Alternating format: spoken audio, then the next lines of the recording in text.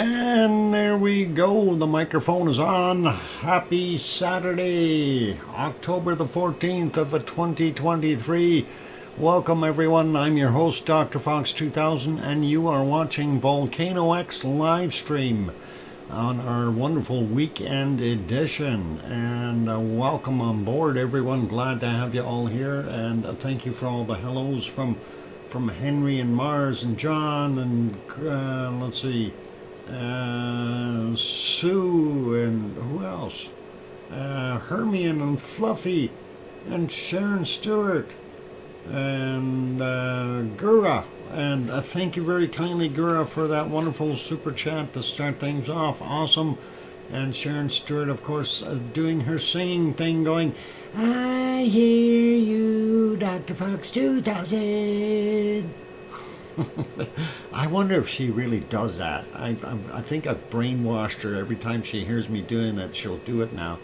Anyway, thanks Susie as well, and really cool. Grandma B, thank you Grandma B, and Grandma B just gifted one membership, and Matt and Jen Butzer got it, and let me get that written down here. Grandma B. And there we go. Thank you very kindly, Grandma B, gifting that one. Awesome. And really, really cool. Rayola, I see you in there too, saying hi to everyone. All right, let's just get at things and say hello to all our wonderful moderators. We got Arizona Snowman and Piggy, and of course Sue Hayes, who we can see is in the chat, as well as CND Boy and Yvonne Kunkel, who's sleeping right now and in only about 3 hours is going to be on her way. And she checked the temperature in Jakarta and seen it was 28 degrees, which is pretty cool. So all good. I seen that in the chat there while I was out and about. And yep. Hey, Pepper, can you tell Tom that the box is almost full? Okay. Just Pepper, Tom will know what that's all about. I don't need to explain it. And all right, let's say hi to everyone in here, and glad to have you all here. And we may be on to something today with some interesting, confusing news, but well, we'll see what happens. Anyway, welcome to Susie and Hermione and Fluffy and Gura 27 and John and Grandma B, of course. Happy birthday to our best friend, to your best friend, Susie. Okay, Susie, your best friend has got a birthday. Happy birthday to them. And let's see, welcome to Rayola, and let's see, going up, Brian Perfectibility 999, and of course Sharon Stewart. Adele is in the house, welcome. And who else we got? We got Henry already, and we got Sharon, we got Grandma B. All right, scrolling upward, looking for other wonderful names. Dan is in here, welcome Dan. Grandma B we got, okay, still scrolling upward. Adele we got, Mars 2028, welcome, good to see you. Julian also here, welcome. And still scrolling upward, looking for other names amongst all these chatters, which is exactly what the chat is for, so that's all good. Kevin Williams is here, welcome Kevin. Pardon me. And let's see, we got Brian already, still scrolling upward, and I see Tom and Pepper and definitely there as well. And Pepper was the first person in today, or hang on, is that an insult? Maybe the first dog in today? Irish Monk, do you really have an alibi? Welcome, good to see you. And let's see, who else? Siba just popped in, lurking. All right, no worries, all good. Let's see, I think we got everybody. If I didn't say hi to you, it wasn't intentional. I may have missed you somewhere scrolling up. There's a lot of names in there, so you can always speak up and yell at me. It certainly wasn't intentional. And I think we got pretty much everyone. So hopefully, I see a few people haven't hit that like button yet, but hey, I'm sure we'll get around to that, right? Anyway, let's stop our canned lava here. And the first thing that we're going to do is we are going to have a look at what's happening in Hawaii. And of course, there we can see the Helemaumau crater, and don't see my mouse, so let me fix that before I do too much here. Why is that not working? Hang on, I gotta do something. I want to get rid of that little Rebby thing. Where is it? There it is. I got it. All right, so oh, and I was going to show the mouse too. The hamster. Sorry, a hammy. We'll fix it up. And there we go. All right, now we got it fixed up. Anyway, seeing, I don't know, does it look like a little bit of smoke there? Or is that just smoke drifting in from that side over on the south side of the crater, getting into the southwest here? I think that's what it is. Still looks pretty awesome. Wow, Irish Monk threw in a 10-pack of gift memberships. Irish Monk, and writing that down, and gifted a 10-pack, and congratulations to Seba and Kellogg and Haynes and Wilbury and Grandma Does and Avatar 84 and Crash and Burn Vern and DA and Leroy Hildebrand. I haven't seen Leroy for a while.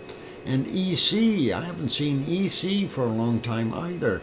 And the scary guy for you too. Okay, Ken Scott also got one. Thank you very kindly, Irish Monk. That is awesome. And anyway, getting back to our report. Congrats to the new members, by the way. And anyway, we see that central area quite hot. And we know that there are some hot spots over on the other side here. And we do see a little bit of that steamer over on the left here. And that's basically the old edge of the Helemaumau crater. And of course, those other vents there that popped up were to the east of it. And there we go. Anyway, I did save the shot from during the night. There you can definitely see it is still glowing and quite hot in those areas. So obviously, we do have some heat underneath there. So the potential for something to erupt, you know, it's going to have a fairly easy time getting through that hot molten lava underneath there, and spout out really nicely. It'd be pretty awesome to be able to see what happens. Anyway, I'm going to refresh that one. There we go. And we can see that's our steamer over that what used to be the edge of Helemaumau, and of course our central area. And you can see the west lava pond still fairly empty, and that little smoker inside there, I can't really see it from this angle, but we know it's there. And the west vent that really isn't venting much other than a little bit of smoke, and of course that southwestern pit that has developed there where that lava drained out. Let's move on to the next one. Of course, we're not going to see anything from the 2 a.m. shot, but this is the B1 camera located on the eastern, actually the southeastern corner there of the entire crater complex. And we'll call it a complex because that portion here is Helemaumau. The rest is actually all Kilauea, and that includes the very, very large area there. So anyway, that's what we're seeing from that angle. Looks pretty cool. And you can have a good view of Mauna Loa in the background. Pretty awesome. And I like what we're seeing, so pretty cool. let's leave that one there. We'll go get a look at the thermal. Gonna refresh that, see what it looks like.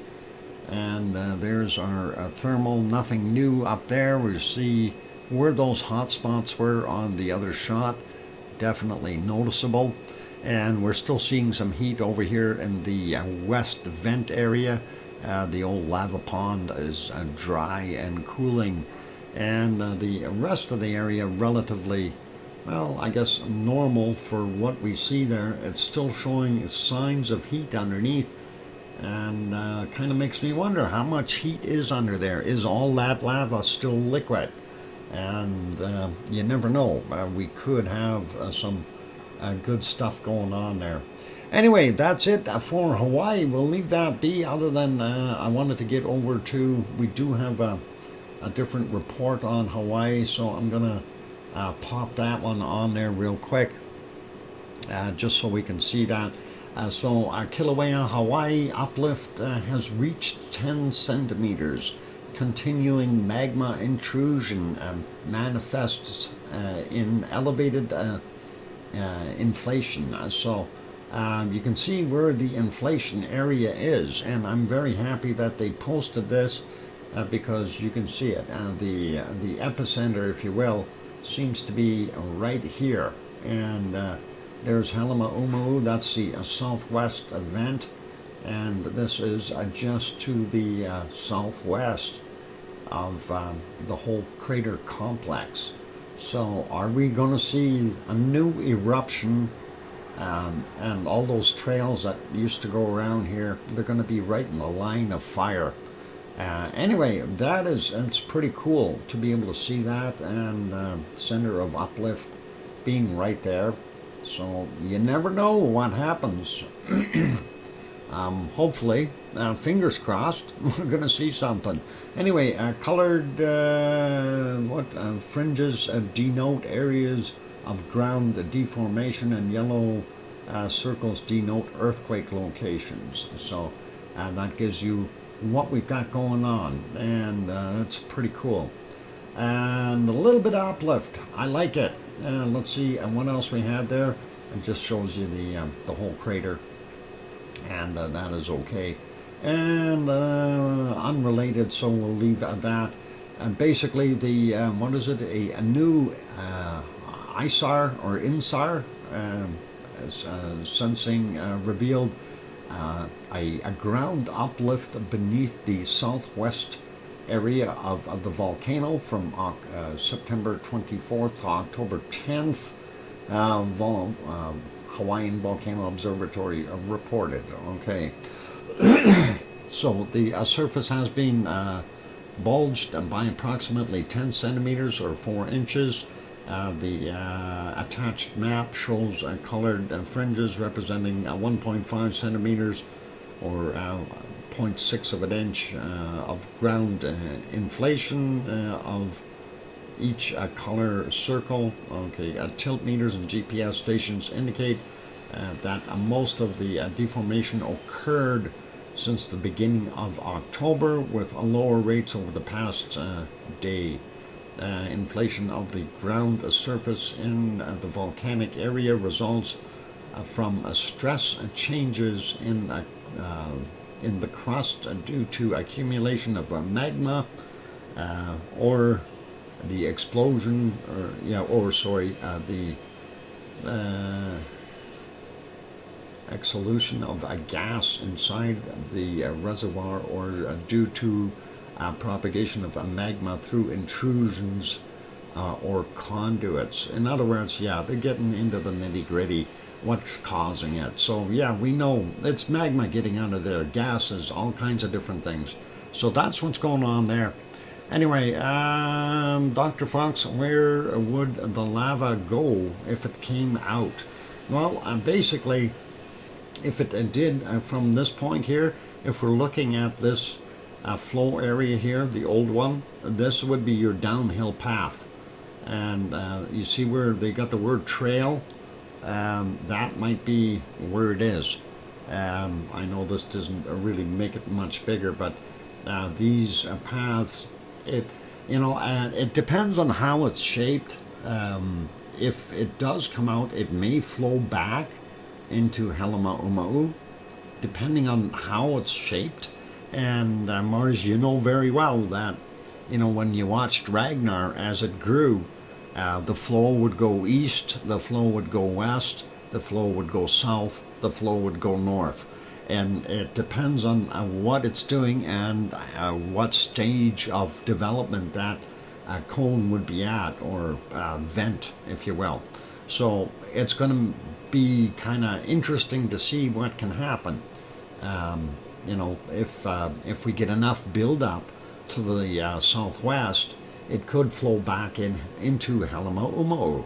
You know, this is what I'm kind of just thinking. But anyway, let's leave that one be. So that is what we've got there, and we'll get over to Iceland and have a look at Iceland and see what it is doing now. Let's see if we can find the right screen. Yeah, it's snowy in Iceland right now. Anyway, let's see, and we'll put that back on live and get it right live. And I was looking at this earlier, and I guess Sue was looking at it earlier too, and it was kind of interesting when we were seeing it. Looking at this about 5 hours ago. Anyway, we can mention this here. So we see the lights of Reykjavik, the capital city, and the silhouette of Kilauea right there. I'm not sure what that light is about, but it is there on the screen. I think that may be off in the distance. We'll see. Anyway, we're going to go back a little ways here, and so that light was about here. I'm not sure what the heck it was doing. Could be some house or something out there, or who knows. Anyway, there you can see the snow-covered ground, and it had more snow on it earlier. This, of course, is at 2:14 in the afternoon.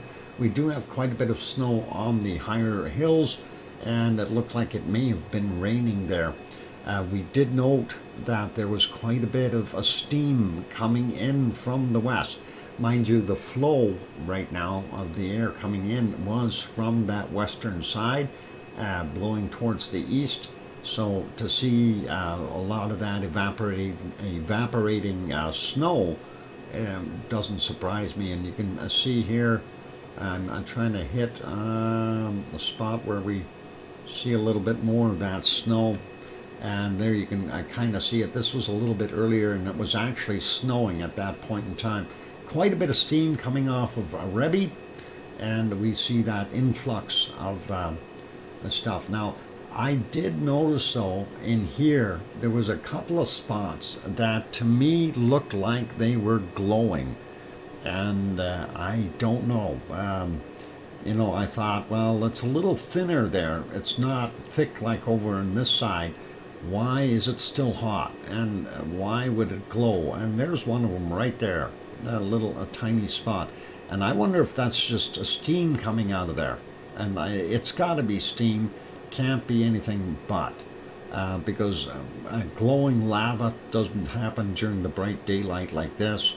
So that's what we're looking. By the way, I see that, Tom, thanks for that 5-minute warning. And if we go back even further, we do see it was snowing a lot heavier, and there you go. That's what we were talking about. Some of that snow has melted, and that steam is coming across. So very interesting, although right now I'm seeing the snow come from the other direction and the steam heading off in the other direction. So later on the wind currents changed, and I don't know if they were responsible for this mess, but that's what was going on. Anyway, going to put that one back on live, make it smaller. We'll get to our next shot here, and this of course is up on Thorbjorn, and we go back about 6 hours and see what it was looking like. That had finished snowing, and yeah, you can see finished snowing over Thorbjorn and the Blue Lagoon, which is just off to the left-hand side here, and the highway is just down beyond this ridge right here, just over the hill. So that is going over to, of course, our Grindavik and then off to the hills out here. So that is pretty cool. If we go back a little bit earlier, we see a lot more snow, and there you go. That was earlier, and nice to see. It's a turning white, and if we get back even further there, that gives you a pretty good idea. They did have quite a bit of snow, and it did melt. So let's leave it as that. That is our Thorbjorn view there. Next one from Perlin Center, and I don't know if this is going to work or is it going to kick me back. There we go. I put it on live. This is from up on the Perlin Center, looking at the capital city of Reykjavik. You can see the light beacon going by. That's of course indicating don't hit me, because they're close to the airport there. Regional airport. Anyway, you see it doesn't look too nice. They did have a little bit of rain and snow, but nothing that accumulated. So you can see the roofs are still fairly clear as far as the colored ones.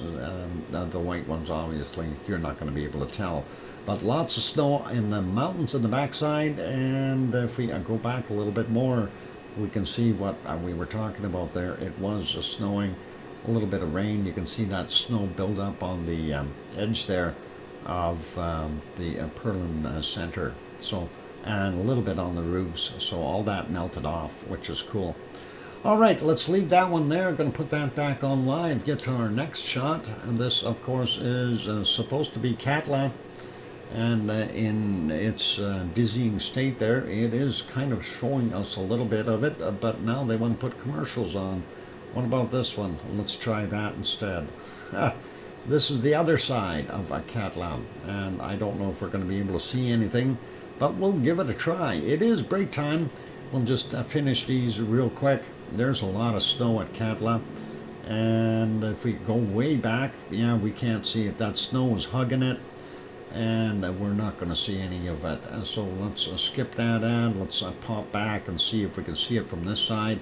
And not very good visibility at all. So just along the edges, we can't see through the cloud. And one more shot to go. We're going to put this one back on live, make it a smaller. Next one, make that smaller as well, and put it back on live so everything's working properly. And this is the shot from down at the end of the Reykjanes Peninsula, right down by the lighthouse. There you can see Grindavik, the two naval towers there, and the steam generating plant. Let's back that up a few hours and see what it looked like there. It doesn't look like they got any snow, but you can see the snow off in the distance. So that is pretty awesome. Anyway, a steam coming from that steam geyser, extra steam being vented from that vent there, and then of course the power plant. And too much steam in the way we can't see Grindavik or the radio towers or anything else in the distance.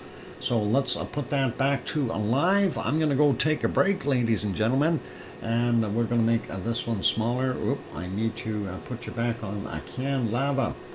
And when we get back from our break, we will definitely have a look at what may transpire there soon. Just Icelandic did indicate that the experts are saying the magma is about 10 kilometers down. So anyway, time for a break. Keep smiling, hit the like button if you haven't done that yet, and we'll be back. We'll have a look at the harmonic tremor charts shortly. And Piggy, did Piggy come in? I didn't see Piggy, but okay. Crayons for Piggy. Awesome. All right, I'll be back. Hit that like button. Thanks.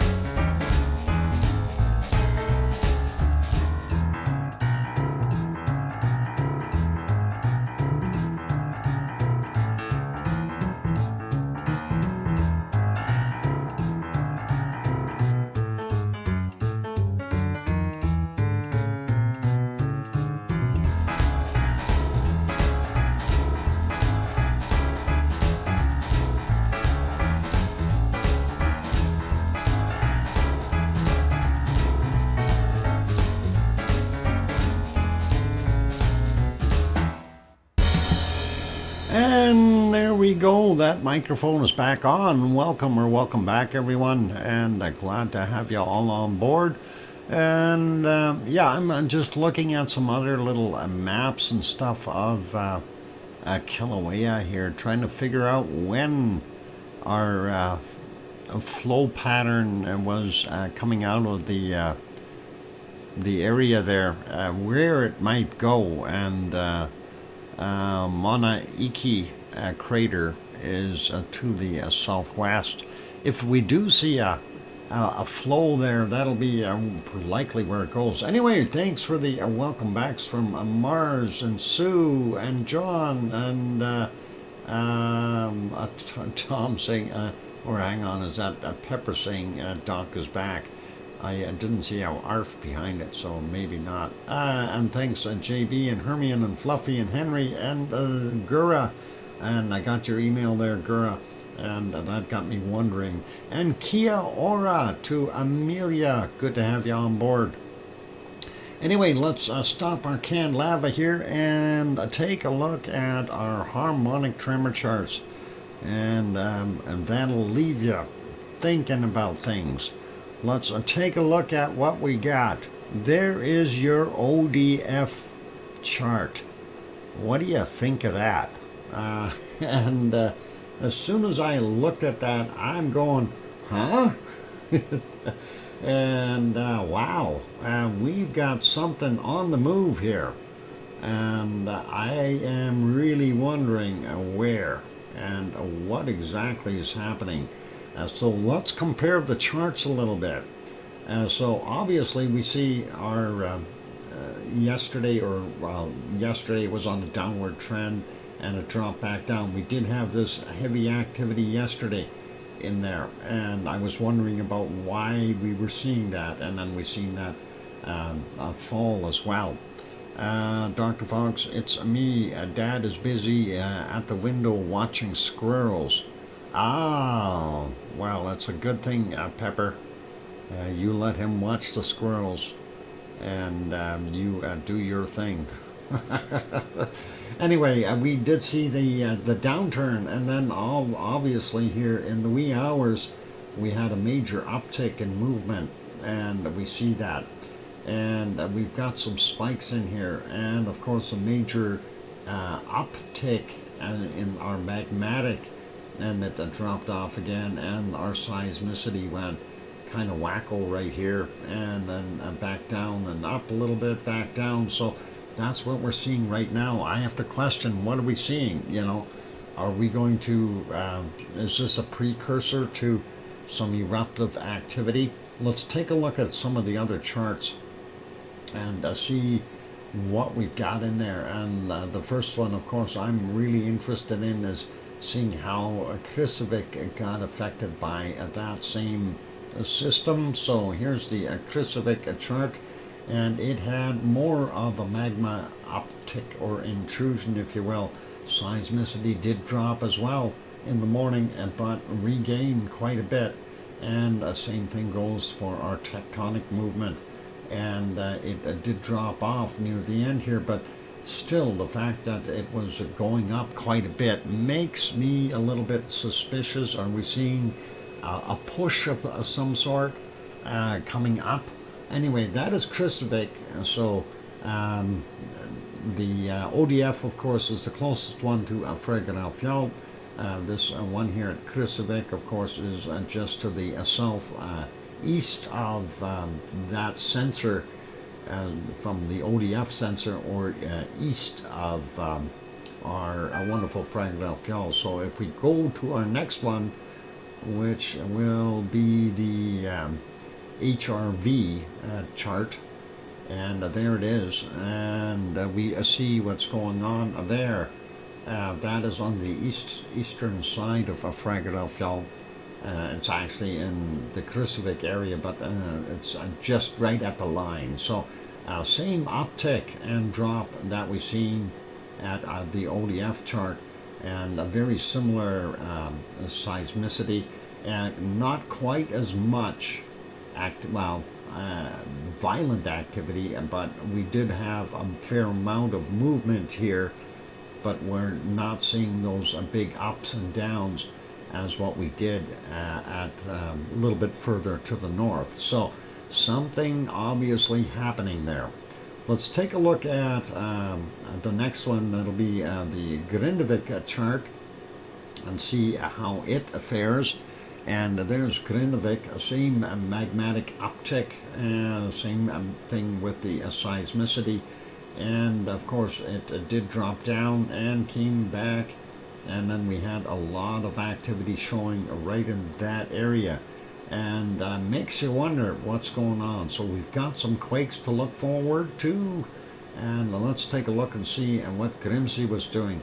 Grimsey dropped and came back up, and seismicity kind of dropped off and tried to level out, and our tectonic movement way down, and rebounded slightly at the end. Grimsey, of course, is way up on the northern end of Iceland.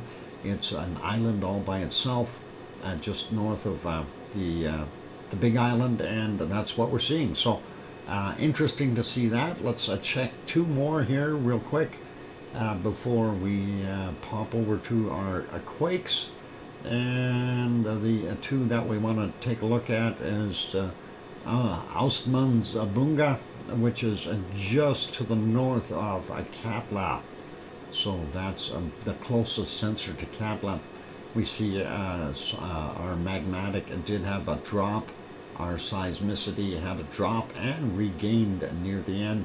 And it looks like quite a bit of activity as far as our tectonic movement right at the corner there, of course.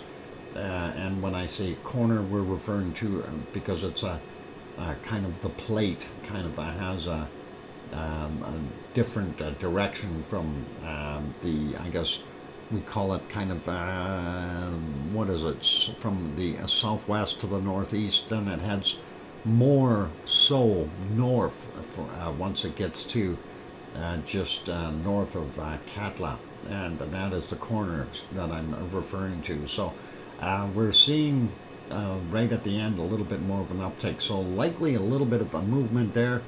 And of course the other one we want to look at is Askja, and it too had that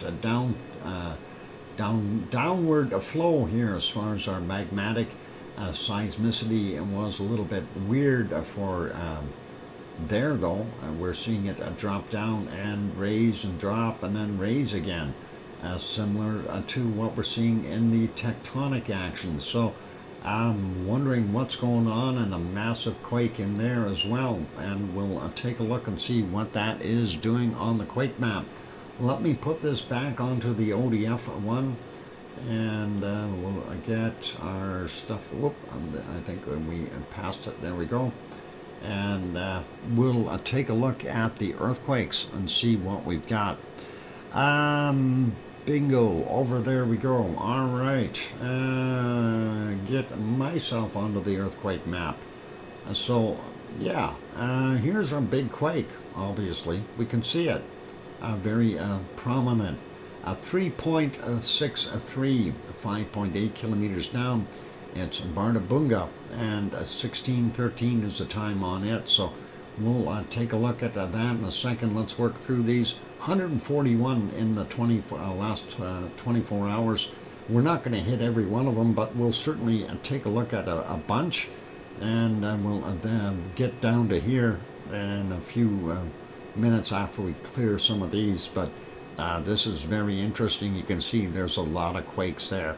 Anyway, 1.93, 10 kilometers down, and that's 1355. A 0.92, 1.6 clicks down, 1126. And then if we zoom in, 1 at Askja, nothing really big, 0.51, 135 meters down, and that's from 136. And looking over here, we got a 0.34, 2.8 kilometers down, 51 minutes after midnight. And of course we already looked at that big 3.6, 5.8 clicks down from 1613. The other one right there is a 2.5, 4.4 kilometers down from 1610. And we also have a 1.08, 135 meters down, and that's from a 4:46 this morning. Moving over, and so that's interesting to see that, but I'm not seeing any eruption yet. This one here is a 0.02, a very small, 216 meters down. Could even be like an avalanche or something. 8:12 was the time on it. Next one from a 1620, a 0.2, 1.1 kilometers down. These are all at Grimsbotn, and this is a 1.22, 6.7 kilometers down. 23:39 is the time on that one. Then we also have a 1.7 down here, 4.3 kilometers down from 1454.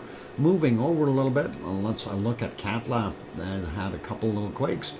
A 0.54, 1.7 kilometers down, 4:02 this morning. The other one is from 2118, and that is yesterday, and it is 0.28 and 1 kilometer down. And this one here is a 0.55, 11.3 kilometers down, 1636, a 0.66, 5 kilometers down, 1527, a 0.06, 10 kilometers down, 46 minutes after midnight, 0.14, 10.2 kilometers down from 2122 yesterday. This one is a 0.11, 8.9 kilometers down from 110 this morning, and a 0.24, 7.9 kilometers down, 2205. And let's grab some of these guys up here. We got a 1.24, and that is a 4.3 kilometers down, 55 minutes after midnight, a 0.33, 9.6 clicks down, 149 this morning, and a little grouping right here, 1.03, 5.4 kilometers down from 1:55 a.m. The other one is 1.1, 4.8 kilometers down, also from 1:55. Yeah, I did get that right. Yep, and then we got that 0.8. We got a 3.2 clicks down, 1:56, and a 0.71, 1.1 kilometers down from 2:26 this morning. A 0.7, 2.6 kilometers down from 2:26, and a 0.65, 2.6 kilometers down from 2:19 this morning. Let's carry on, see what else we've got. Some of these are down here, and we want to get these ones. A 0.66, 5 kilometers down, 1527. There's Hekla, and this is a 0.55, fairly close to it. 1131, and that's from 1336. I think we got these 0.06, 10 kilometers down. Yeah, I'm not going to worry about those. Those are very small, not doing much, very insignificant. A 0.44, 4.9 kilometers down, 1041 for that guy. 0.22, 6.7 kilometers down, 616. Now, Reykjanes Peninsula. This is where it gets a little bit more fun. And of course, we'll grab the stuff out here and clear off the bottom end. 2157, we had a 1.57, 10 kilometers down, out near LD. And right off the coast, right near the lighthouse, we got a 1.47, 2.2 kilometers down from 1306. And then we've got a whole little cluster over here in the bay. 0.42, 4.5 kilometers down, 2326 yesterday. A 0.13, 5.7 kilometers down, and that's a 139 this morning. 0.51, 5.7 kilometers down, 201. 0.21, 5.1 kilometers down, 404 is the time on that one. 0.88, 5.6 kilometers down from 311. 0.2, 4.4 kilometers down, 147. Did we get that? 0.79, 5.3 kilometers down, 216, and a 0.2 from 4.4 kilometers down from 225 this morning, and a 0.26, 4.1 kilometers down from 405. So that takes care of those guys. And let's see what we got here. 0.74, 8.4 kilometers down, 1443 is the time on that. Now, outside of Grindavik, there's Grindavik, there's the location of the radio towers there and there, and this is where we had this little swarm. These are all very small, and they're kind of deep. 0.13, 4.8 kilometers down, 507. We're just going to sample a couple of these. This one's 3.1 clicks down, a 0.15 from 215. This is 3.1 clicks down, 0.45 from 316. Oh, hang on, did that's the same one? And we got two?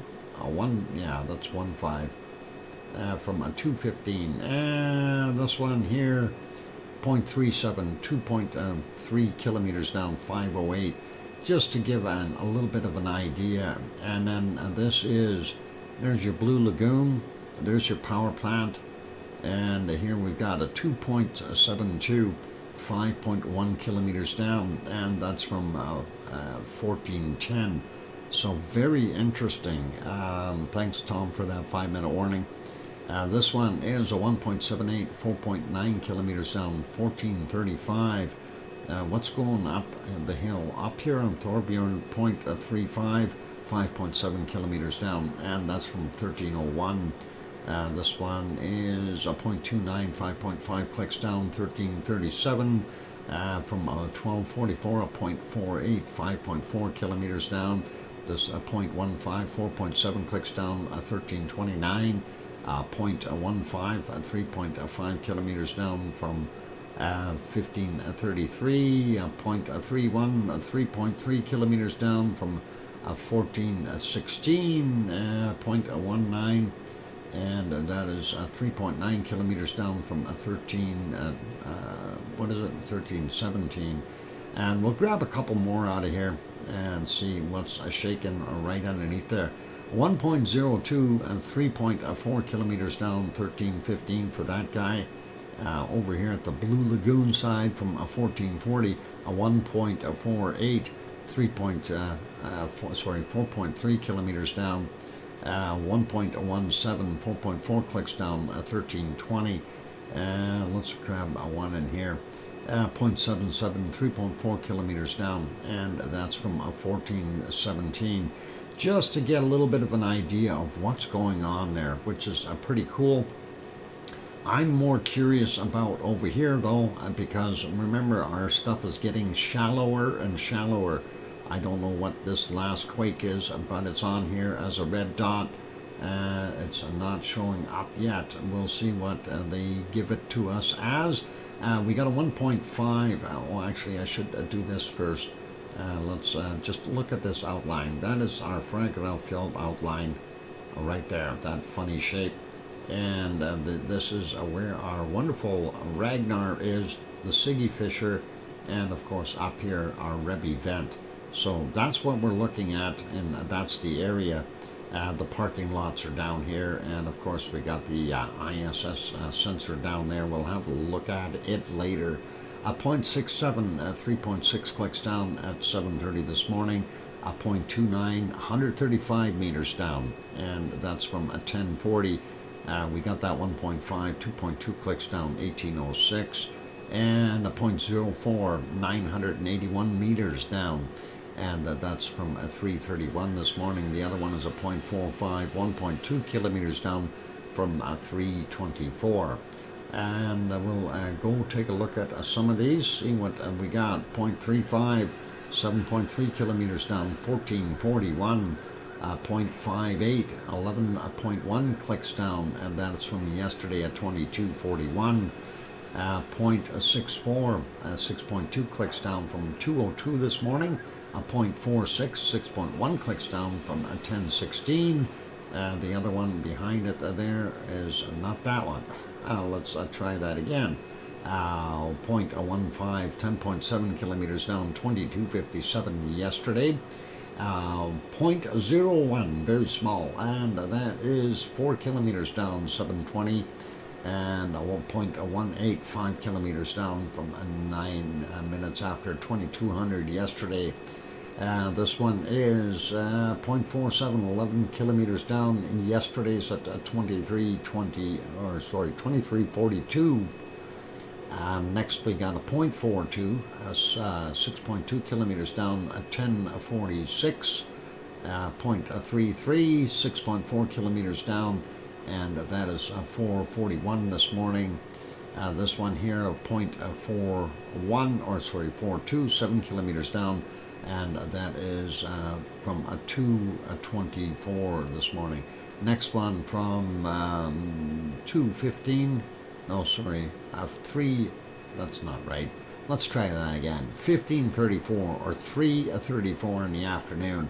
0.84, 6.6 kilometers down. There we go. Yikes, I don't like seeing all the earthquakes next to Grindavik. Yeah, it's going to happen. Anyway, let's take a look at a few more here, and then it's going to be break time. 1.17.5 kilometers down from 5:11 this morning. 0.89 or 98, 6.9 kilometers down, 13:20. And then we got a couple stacked up here, 0.66, 6.9 clicks down from 12:16. And the other one, 0.98, 6.5 kilometers down, 13:02. So it gives you a pretty good idea of what we've got going on there. There's still quite a ways down in that area. Down here, it's fairly shallow. It's still about 6 clicks down here. And what do we got up here? This is a 0.1, 5.5 kilometers down, and that is from 2:51, and a 0.17. That is from 4.8 kilometers down at 3:33, and that's Kilauea up here, the one that we see the nice silhouette of. All right, it's a time for me to go take a break, ladies and gentlemen. That's our earthquakes for today. I really have to wonder and ponder, what are we going to see on the Reykjanes Peninsula with that magma intrusion? We're going to go take a look at a report after we do bacon seeds. I want to go to the report on the Reykjanes Peninsula, so we'll take a look at that point.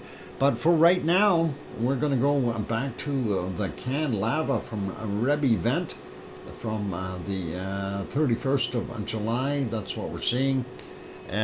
Two slightly different angles there of the same vent, but hey, that's what they were doing at the time. So pretty cool. Actually, it's 4 angles, but 2 that are very similar. Anyway, for those who have not yet hit that like button, give it a quick bop. Welcome, Nancy Buchanan. And for those others who have not yet subscribed, consider subscribing if you're enjoying the show. On that friendly note, when we come back from the break, we will have bacon seeds. Yay! So don't go away. A lot more to come. I'm your host, DrFox2000, here in Edmonton, Alberta, Canada. You're watching VolcanoX live stream. Back in a few minutes. Thanks.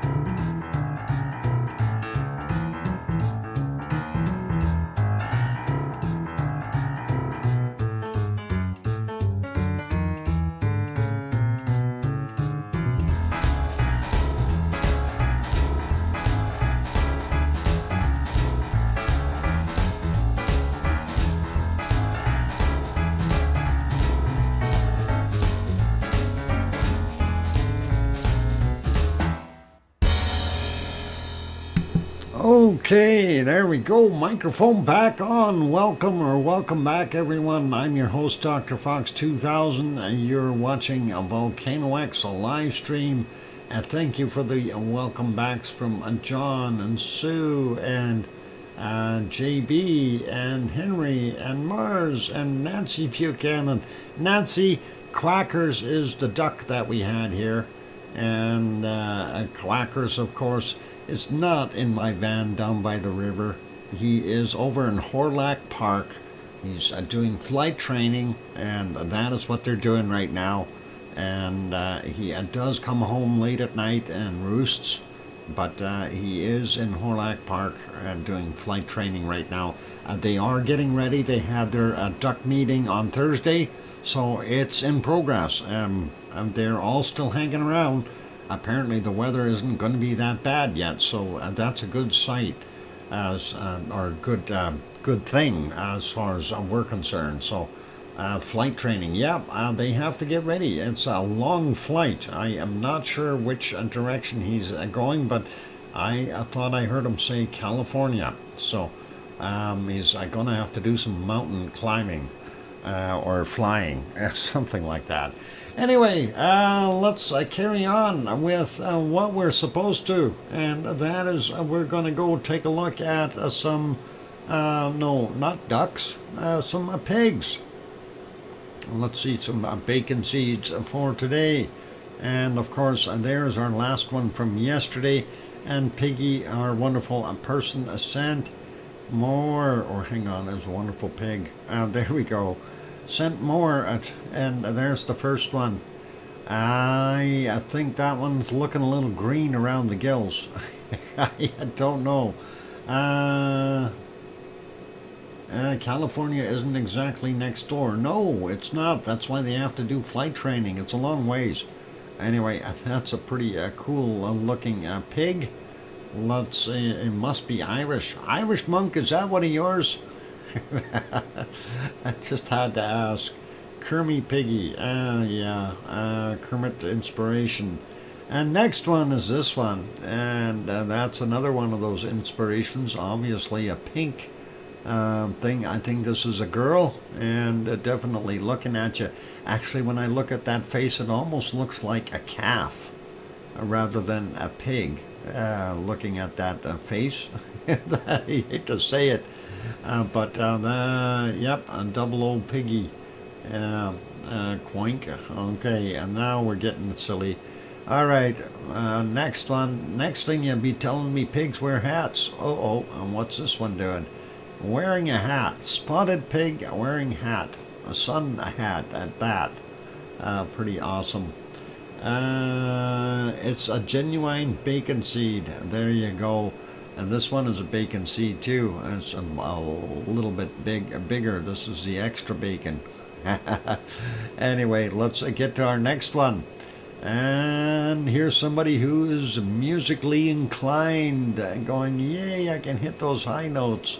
And that is a better. What even that hat has piggies on it. Oh, I didn't notice that. Well, let's take a look. Is that got piggies on it? I thought it had flowers on it. I don't know. Those look like flowers to me. I don't see any piggies there, but maybe there are. I don't know. Anyway, there we go. Traffic cone? I don't know, Henry. Let's get to the next one. Hey, these two were speeding and they got stopped. Nice chrome wheels on there, man. I like that. That is one super ride. And the fact that the two pigs can, what? A Ross hog? Ross hog. Alrighty. Alright, let's get to the next one. A road hog. Okay, and that's better. Road hogs. There we go. And we smile about road hogs. And there's a piggy in a blanket. And that is awesome. Miss Piggy, if the pink, okay, and the pink ruffles. There you go. Snug. Snug as a bug. Yep. And here's one that's kind of cute. I kind of like that. He's kind of looking at the camera going, hi. I like that shot. That is a pretty nice looking little bacon seed. Definitely a little guy, so awesome. Let's take a look at the next one and see what we got. And there we go. And he too is looking at the camera, or she. And I have no idea. Going, hey, are you in there? Can you see me? Anyway, pretty cool. It's an EV to sustainable bacon seed transport. Sustainable. Yeah. You looking at me? Yeah, maybe. And then we've got this one. This one is out in the sky and enjoying his or her day. Obviously looking pretty relaxed there. And nice smile on his face. And here comes our last one, a last bacon seed for today. And if you've had a rough day, of course you're going to have a sleep, right? And you're going to go right to sleep. That's how bacon seeds get bigger. They sleep. Anyway, that is an awesome bunch of bacon seeds. So, yeah, hog tired. Had to go and rest. It's been a rough day, so pretty awesome. A big thank you to Piggy for sending in our wonderful bacon seeds for today. And that is all great and very, very cool. So let's carry on with more stuff. Now, I did say we wanted to go take a look at the report for the Reykjanes. And I did have that other report there.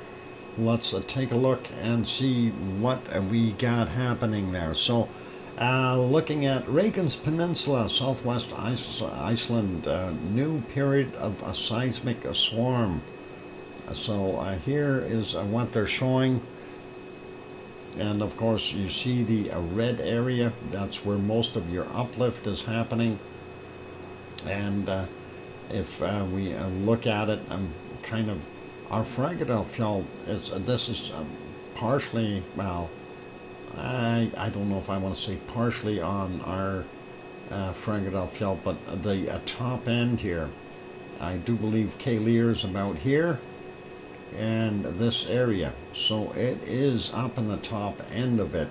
And if that happens to erupt, depending on where it is over here, it could have some serious consequences for the other side.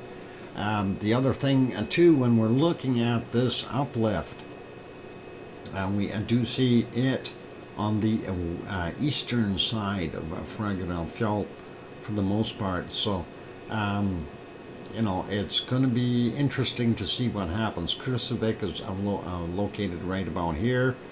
Where wonderful Rebbe is right around here. Oh, hang on, up here. Sorry. Yeah, it would be right around here. So that's kind of what we're seeing in that spot, and very interesting to see. So that is sizable. You can see the width. They kindly put in a scale here, and showing the uplift is in fact about 10 kilometers wide, and possibly, I'd say from the shore inward here, probably about 15 to 20 kilometers in length. So pretty cool. And Juliet is here. Welcome, Juliet, and good to see you. So very, very interesting to see that. Do they have anything else there? Nope. And that is unrelated. Let's see what their basic report was here. So a new seismic unrest started at the Reykjanes Peninsula. The IMO detected about 740 quakes in the last week. 2 quakes were recorded with a magnitude of more than M3, and one event with a magnitude 3.3 west of, and I'm going to butcher it, Klifvarvatn. Klivarvatn, if I said it right, I know. And 3.2 event about 5 kilometers northeast of Grindavik. So, yeah, that is interesting to see. Anyway, a satellite data hint a new batch of magma and its expansion continuing or currently accumulating at about 10 kilometers depth. And the process is similar to the previous magma and injections in Fraganofiol. Moreover, instruments detect an increased ground deformation over the past weeks. Okay, so a weak increase in seismic activity and a continuing deformation might reflect a new magma shift beneath the surface, thereby an imminent eruption may likely occur within the upcoming weeks to months. Whether a potential eruption will happen or not is unclear. Magma transfer may halt and stop rising up to the surface. Conversely, magma will squeeze through the crust by cracking surrounding a rock, forming lava as magma breaks through to the surface. So something to think about there. By breaking rocks, what they're talking about, we may see some larger quakes. If we see those fours and ups, if we see between 4 and 5.5 somewhere in there, you can bet that the rock structure underneath is being broken up by the pressure from the magma, and we would indeed see an eruption shortly thereafter. When I say shortly, it could be within anywhere from a day to a couple of weeks, depending on how deep it is and how quickly it can make its way to the surface, and of course how much pressure there is and how much inflow into the magma chambers. Quacker says he can break rocks. Oh boy, I didn't hear him ever mention that, but that's possible. Anyway, let's continue on here. So I wanted to show that one, but let's get over to our next set of fun things. And I did forget to refresh those, unfortunately, but it's still early in the day, so let's see what we can do here. So let's refresh that one, see what happens. Maybe it will. This video has been removed for violating YouTube terms of service. Wow. Let's get this one live.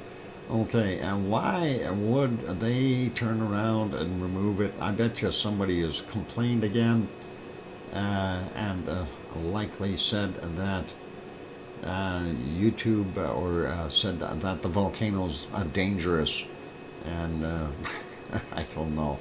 Anyway, so we're not going to see Popocatépetl today, unfortunately, but we are going to maybe have a look at, well, we see Volcano Grey. This is a Fuego in Guatemala. Unfortunately, I don't know if we're going to see it. If we go back, we see hints of it a few hours back, and that is about 9 hours ago. And what time is it on there? 6:34 a.m. We do see a cloud wrapped around it. We do see a little bit of activity right there and then. So, and we also see cloud work coming in. So there is definitely some off-gassing happening. And I'm wondering if the top of this thing reshaped itself, or if that's just smoke sitting up there and causing us to think that. And going back, we know there were more billowing. Yeah, that must have been just smoke sitting there. It is still the same angle.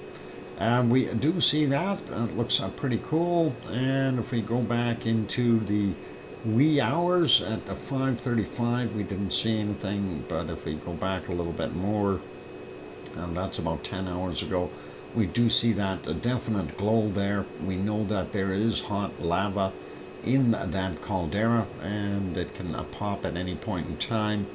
And let's see if we can spot. There is one fair eruption in here. Let's see if we can hit it. There we go. And that is not too bad. Unfortunately, it's not the highest quality because it is at nighttime. And there you go. That is rolling down the mountain sides of our wonderful Fuego. All right, let's leave Fuego be, and we'll get on to the next ones. This one is Neon Volcano in the daytime. There you can see the off-gassing fairly heavily from the caldera, and that is a pretty good shot. A little bit too much cloud behind makes everything look a little bit grayer, and you can't really define the off-gassing as well, but it is definitely puffing out some stuff. Next one, this is Messiah in Nicaragua, by the way. Next one, this is Rincon de la Vieja in Costa Rica, and we can see the edge of the caldera there behind the jungle, and definitely very cloudy. It is a jungle out there, so we're not going to see it, unfortunately. Let's take a look at the next one. I'm actually going to redo that because that was still yesterday's footage. And there we go. We've got the Laguna del Mole on here and not doing a thing. It's still very snowy, very uninviting is what I'm going to say. Let's see if we get the other one on the screen. Here is Villarrica in Chile, and we can see it is puffing, and definitely some material coming out of there in the clouds. Notice the top of the cone here, that snow all covered in ash, so it had a fair amount of output, looking pretty awesome. Anyway, that's it for that one. Sue says Messiah. We were at Messiah. That is a Messiah there, Sue. Did I say something else? This is a Rincon de la Vieja, and this is a Messiah, and this is a Villarrica. Okay, I must have messed up. Lava trucks, let's get them there. We need that. I hope that they get this going again. It really bugs me that they messed that up. It's okay. Webcam de Mexico. We'll see how many lives they got. All right, so let's leave it there. Go back to the canned lava. I'm going to go take another break, ladies and gentlemen. I know, taking them often, but hey, it's half an hour is half an hour. We'll leave that on there for you, and after the break, we'll continue on with our wonderful, let's see, Merapi, which is not too long or far away for Yvonne Kunkel's stay there. So we'll see what happens in Indonesia. Anyway, hit the like button if you haven't done that yet. Subscribe if you haven't done that yet. And on that friendly note, I'll be back in 5, 6, or 7 minutes. Don't go away. Keep smiling.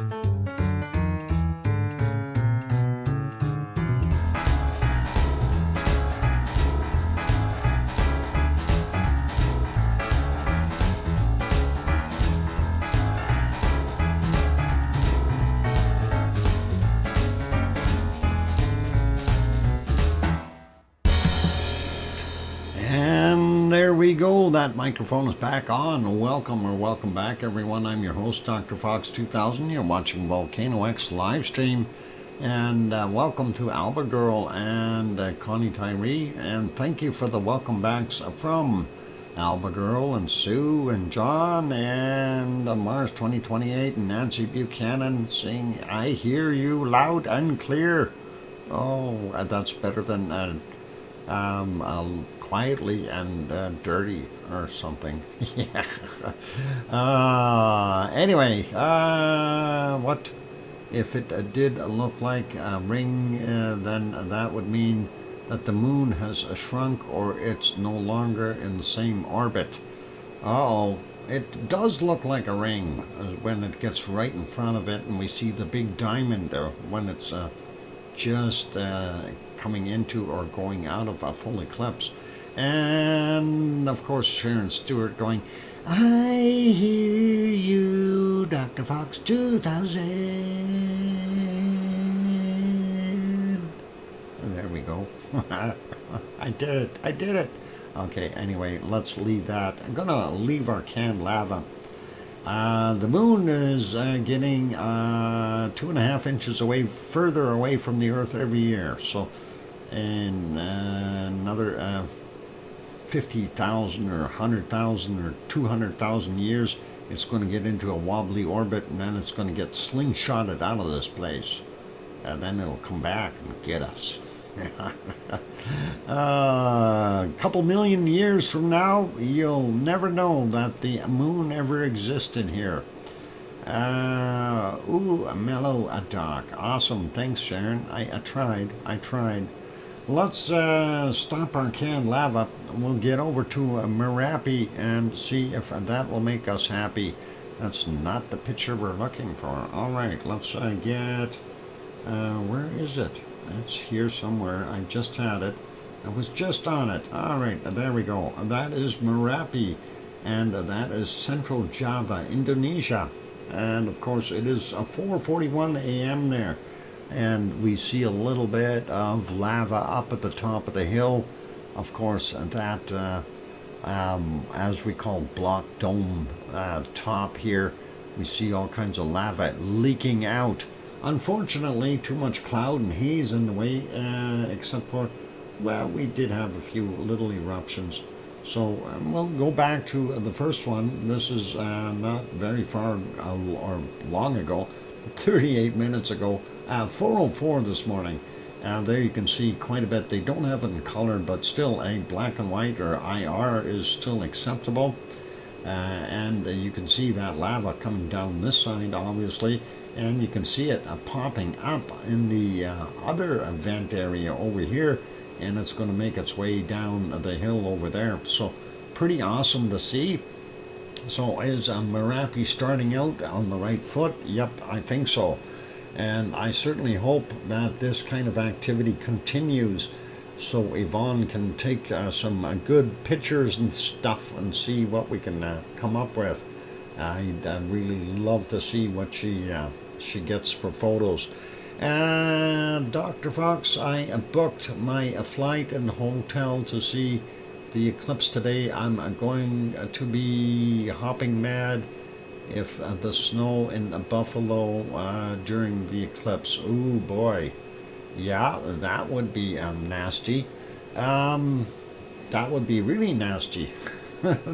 Anyway, we see a second bout of lava building up there and coming down over top of the already in action flow, and that is about a minute later. So pretty cool. 4:04 to 4:06, some fairly heavy activity at Merapi. If we go back in time, it doesn't matter where we go back to, we had plenty of lava. This is going back about another 10-15 minutes roughly. We see what's going on there. Quite a big flow coming again, and this was rinse and repeat. This just kept on going and going and going, and this one is spectacular, but I think the next ones were a little bit heavier. So Merapi is definitely producing extra lava, and I'm hoping that this will continue so Yvonne gets some decent views and sights, and hopefully everything will be good. This is at 3:33, and again you see how much lava is coming out of there, and that is quite a volume. Even on the IR cam it looks pretty heavy duty, and yeah, looking at that, we know it really might look a little exaggerated, but that is quite a bit of lava coming out. And extra bacon is right. And you see how much further that extra bacon is traveling down the hill. So definitely got to be careful and conscientious of where you're at there. Next one, of course, going back a little bit more, at 3:08, again, a very large amount of lava coming down the hill quite quickly, and it doesn't really matter where I point the mouse. That eruptive activity was happening just about continuously. I'm just trying to get another spot here where we can see a little bit more coming down the hill. I wish they would have had this in color.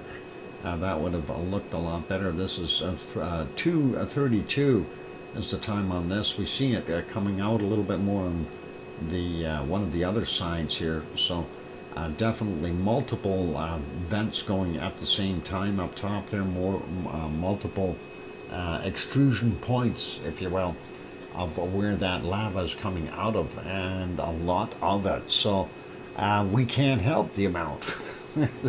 And as you can see, the seismicity or tremor chart there indicating that there is quite a bit of activity happening, and of course you can see it down here in the other map as well.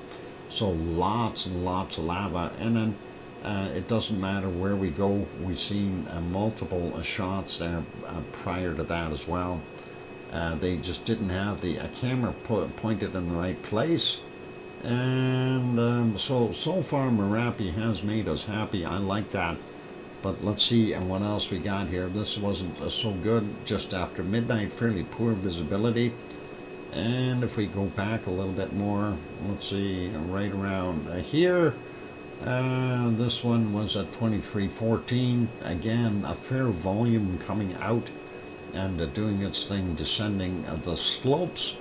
And if we go back a little bit more, we see more of that action.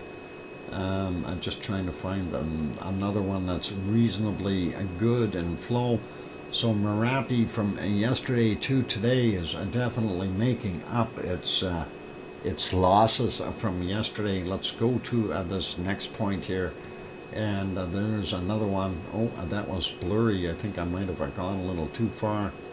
Or was that, oh no, that was at the beginning of another of flow. You can see quite a bit of that material went way down the hill. A little out of focus. I'm hoping it's better. Yeah, a little better here. Again, you can see quite a glow up top. This is at 2200 or 10 p.m.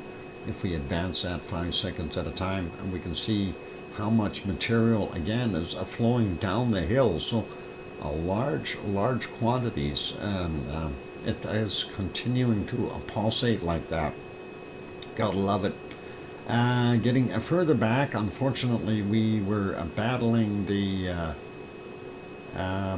wonderful clouds, and there's another one from 8:02, and if we advance that, the cloud is obscuring most of it, but we still do see that elevated level. It's not quite as much there, but I don't know, quite a bit of lava. Here's another one that was quite big, and this one was from 1837, so 6:37 p.m. their time, and we did have a lot of cloud in the area, so we're not going to see all the magma, unfortunately, or all the lava going down the hill because it's being covered, but that is a large quantity. You can see some of it starting to shine through here and there, and definitely something to ponder a little extra lava flow just in time for Yvonne Kunkel's visit. So pretty cool. And I think she should be there in about 24 hours or thereabouts. Anyway, that is Merapi, Central Java. We'll leave it as that. Going to put that back on live.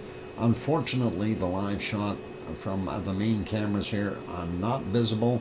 We do see a little bit of wind here. This is one of the cameras up on the top left. It has a better picture, but wiggling in a windy spot. Let's leave that be. Let's go to the next place. I'm going to make this one smaller. And we will go over to New Zealand and have a look at Mount Ruapehu. Well, maybe we won't. There's these things called clouds. Let's see if it'll get to the right spot. Yeah, I don't think we're going to see it. Darn it. I was hoping. Yeah. Well, no Mount Ruapehu today. Well, maybe. Let's go back a little bit more. Early in the morning? No, out of focus. And very early in the morning, still out of focus. All right, no Mount Ruapehu this morning or today, due to inclement weather. Let's go to the next one, and we have our artesian flea market. And that is everybody's favorite thing. That is Sunday there, of course. They have the flea markets on Sunday. We watch it on a Saturday. They're in the future. So, unfortunately, visibility very poor. We see those low-level clouds hiding everything in the back. The lake, of course, is the caldera to our wonderful supervolcano, Taupo. And of course, you can't see Mount Ruapehu, but it is back there in the far Likings. Future fleas, yep, they are. And they're artesian future fleas. Doc, are you sure there's a volcano in those clouds? Yep, I am. I would bet money on it, Nancy. I have at least 3 cents here. I'll put on the line. Lots of clouds. Yeah, unfortunately. But I think, it's better if we can get some artesian fleas. They'd be really good. Anyway, well trained, I hope. Let's leave it as that. This shot, of course, courtesy of the Suncourt Hotel and Conference Center there in Taupo. And they have their wonderful flags going, showing it's not overly windy. And those people can enjoy their flea market over there. Pretty awesome. Let's make that smaller. Quackers says it's, exits, Nancy. Says it exists. Oh, it exists? What happened? Circus performing fleas. Yeah, they are definitely good. I'm trying to read back to see. More fleas, please. Yeah, sure. All right, we'll make that smaller, and we'll turn that off, and we'll get to our next lovely volcano, and that is not the picture we were looking for. Let's see, this is the one we wanted, and we'll have to put that to alive, and see what happened. Is that Wonky Donkey? Oh, he's got a girlfriend, and they don't have any water. They need water. Somebody give them some water. Okay, and there we go. Anyway, there is at 4:53 a.m. the live shot of Semeru, and that is pretty cool. What would be worth it? I hope. Okay, cool.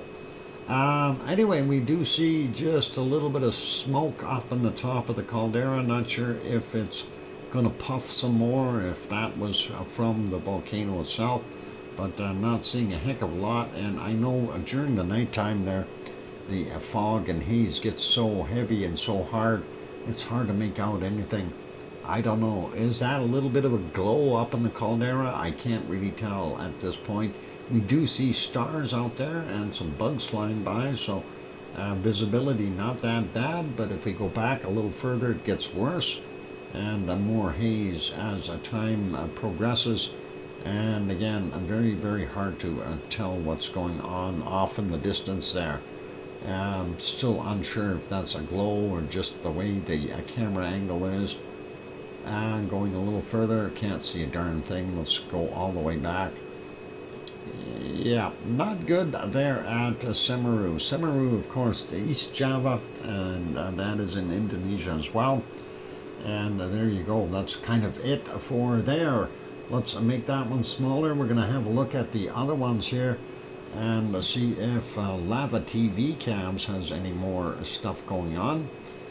Maybe he's got a new one. And streamed one day ago. We did see that. So we're not going to bother with that. Let's go over to all meditation. Going to refresh that one, see if there was something there. I don't know if Madam Rutsa had a new one up today or not. To all meditation didn't have anything new for us, so that's all okay. I did get that 5-minute warning, Tom. Thank you. Billy Bob Joe saying hello and welcome. And let's see if we can go here and get an update from Madam Rutsa. If we click there, for the 13th. What about, why is that not take me to her channel? There we go. For the 14th, there we go. At 2, this is actually at 5 a.m. There's a few of them, so we can choose, and there you can see quite a bit of off-gassing right there. So that is a pretty decent plume of steam and gases, SO2 and everything else going up in the air. So that is pretty cool. Let's see what the other one looked like here.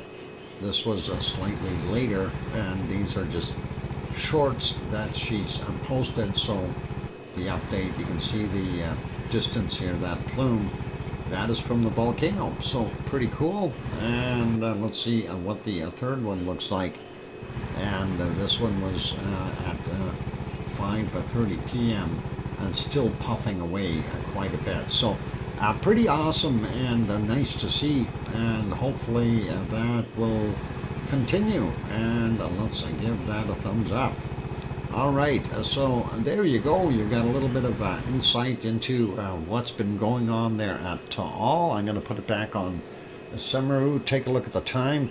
Let's pop over here for a second. I don't think we've got any visibility of Shivlish or any of the other ones there. Well, it's a very poor visibility, so we don't really see too much. That cloud is right in the way. Not much we can do about it, so let's leave that one be. The other one, of course, I don't know if they've updated the photo. This was Shisheldon. That's actually from the 11th. Let's see what we got from today. And this is from the 14th. Looks like a rainbow in here, as well as a bunch of clouds and some off-gassing happening from Shisheldon. Why is there always that terrible racket in the background of all the Madam Rutsa updates? I have no idea. That is it's just noise. They've got the microphone on and open, and it's just recording. So motorboats, yep. Anyway, you see that up there on top. Awesome plume.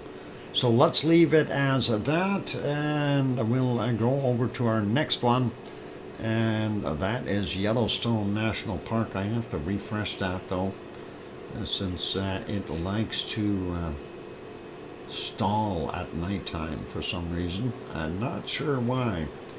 Let's see what we got, and there we go. So yep, we see some humanoids there. This guy's just sitting there watching. I think he's got a picnic basket there. I'm not sure. And some others, I'm sure, well, they're all picnic basketless. I wonder if they lost their baskets somewhere. Who knows? Anyway, we don't see Yogi or Boo Boo or anybody. We don't even see a buffalo. But hey, it could be a Sasquatch resting. They do that on occasion if there's nobody else around. they'll just sit there for a little while, relax, watch the backpack or the picnic basket, whichever it is.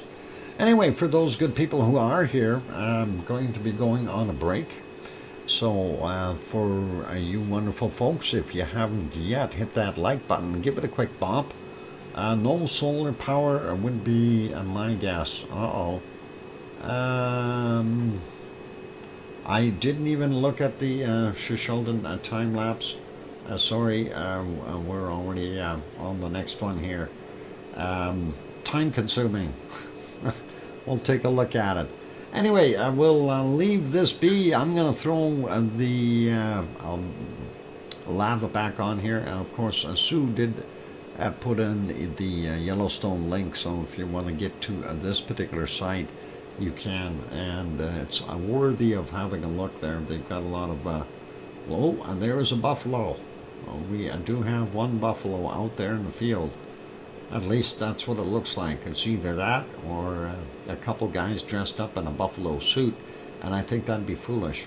It is a time for Pepsi, so let me put it back on our canned lava from Rebby, and hopefully Rebby's going to have a new neighbor soon.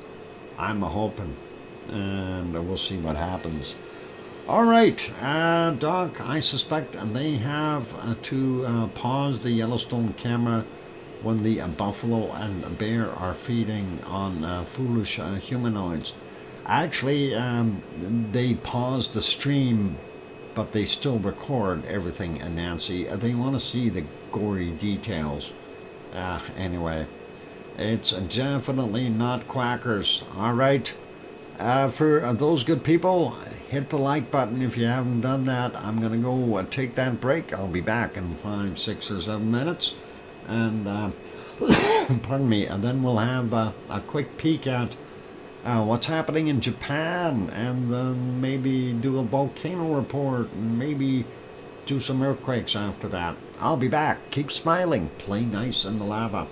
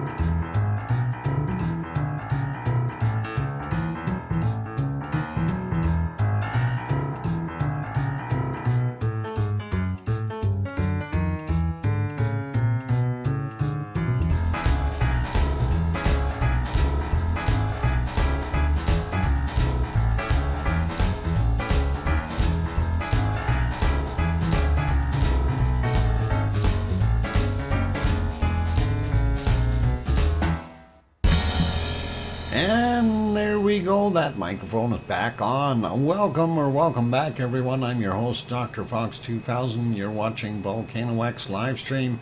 Thank you for the welcome backs from Sue and John and Albergirl and Tanto. Welcome, Tanto, and JB as well. Thanks.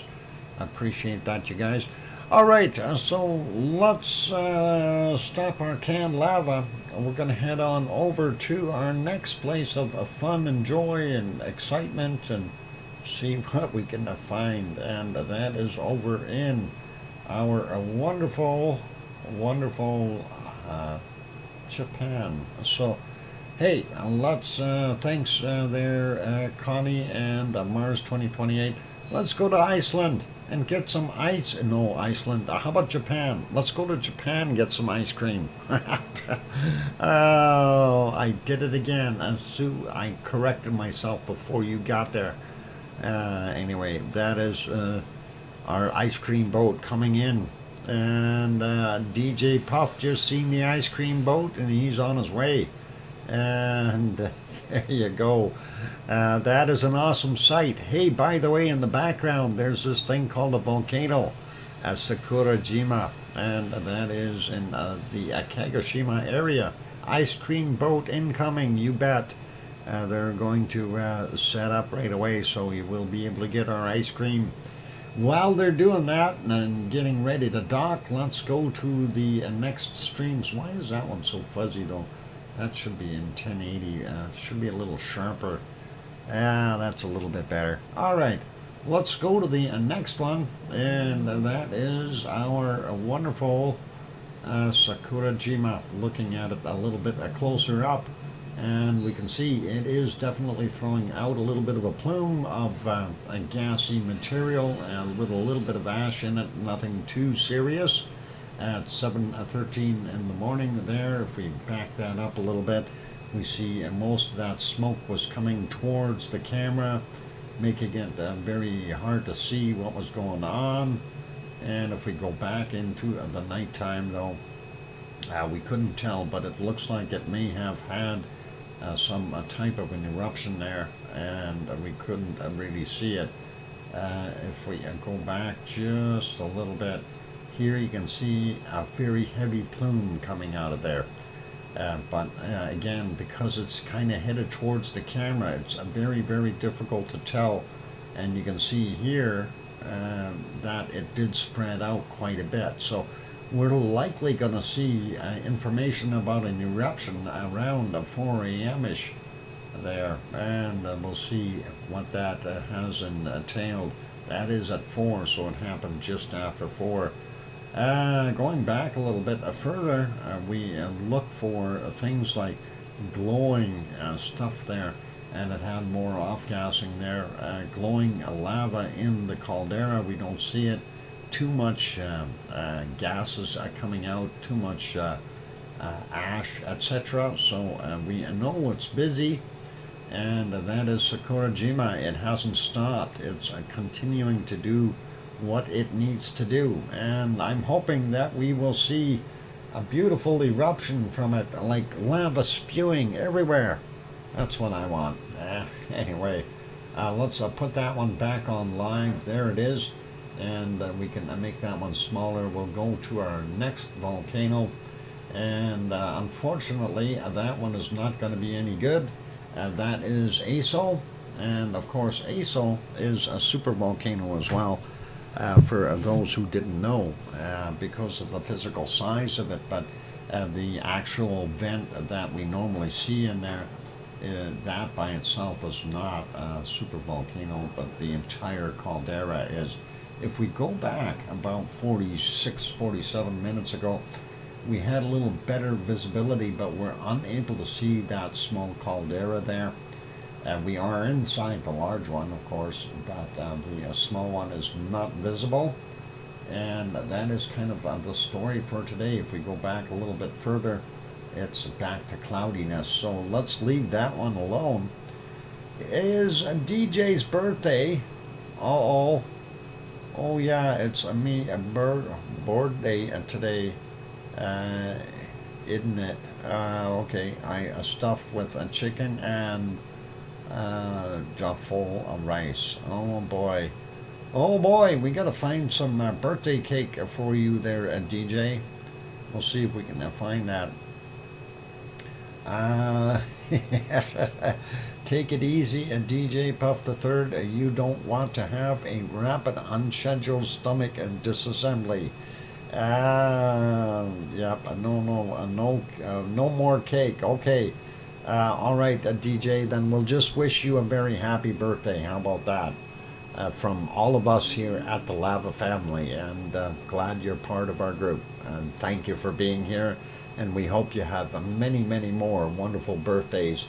Hopefully, ones without too much rapid stomach disassembly, or what is it? Rapid unscheduled stomach disassembly. With the S in there, so Ruds. I guess it's a Ruz. A Ruz. Instead of a Rud, it's a Ruz. Okay, and that is all cool.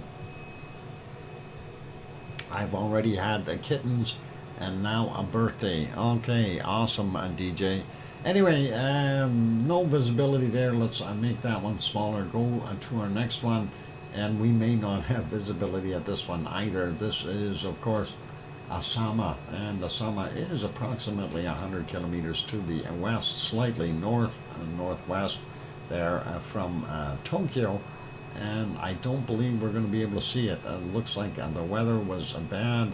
Well, we can get back a little ways here. We do see it during the night, so just barely though. Let's see if it'll come on the screen. At 42 minutes after midnight, we can tell it actually has a plume coming off of it and a little bit of gassing there. If we go back a little bit more, it's a little bit more visible. Not that heavy or not that much coming off, but still we can see it. So that is pretty cool. And if we go back even further, this was at 10:27 in the evening for them.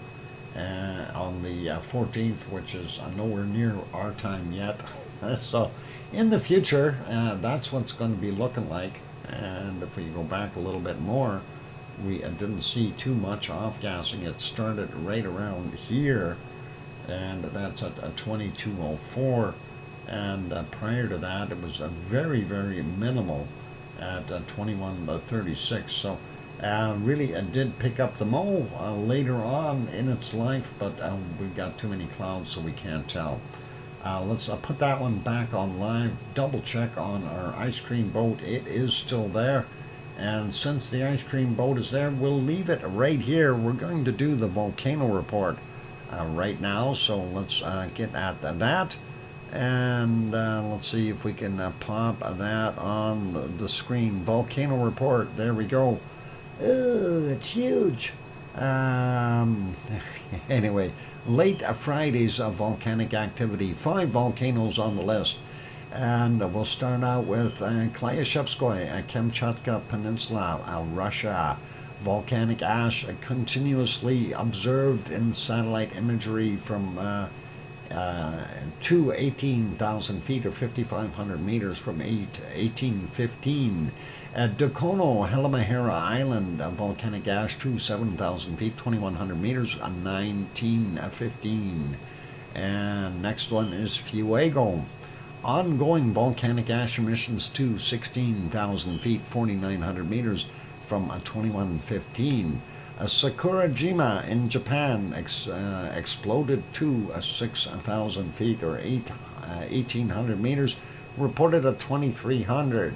And Sangay in Ecuador, possible ongoing emissions to 21,000 feet, 6,400 meters at 2340. And for today, we've got 12 volcanoes on our list. And let's get at them. Hang on for a second.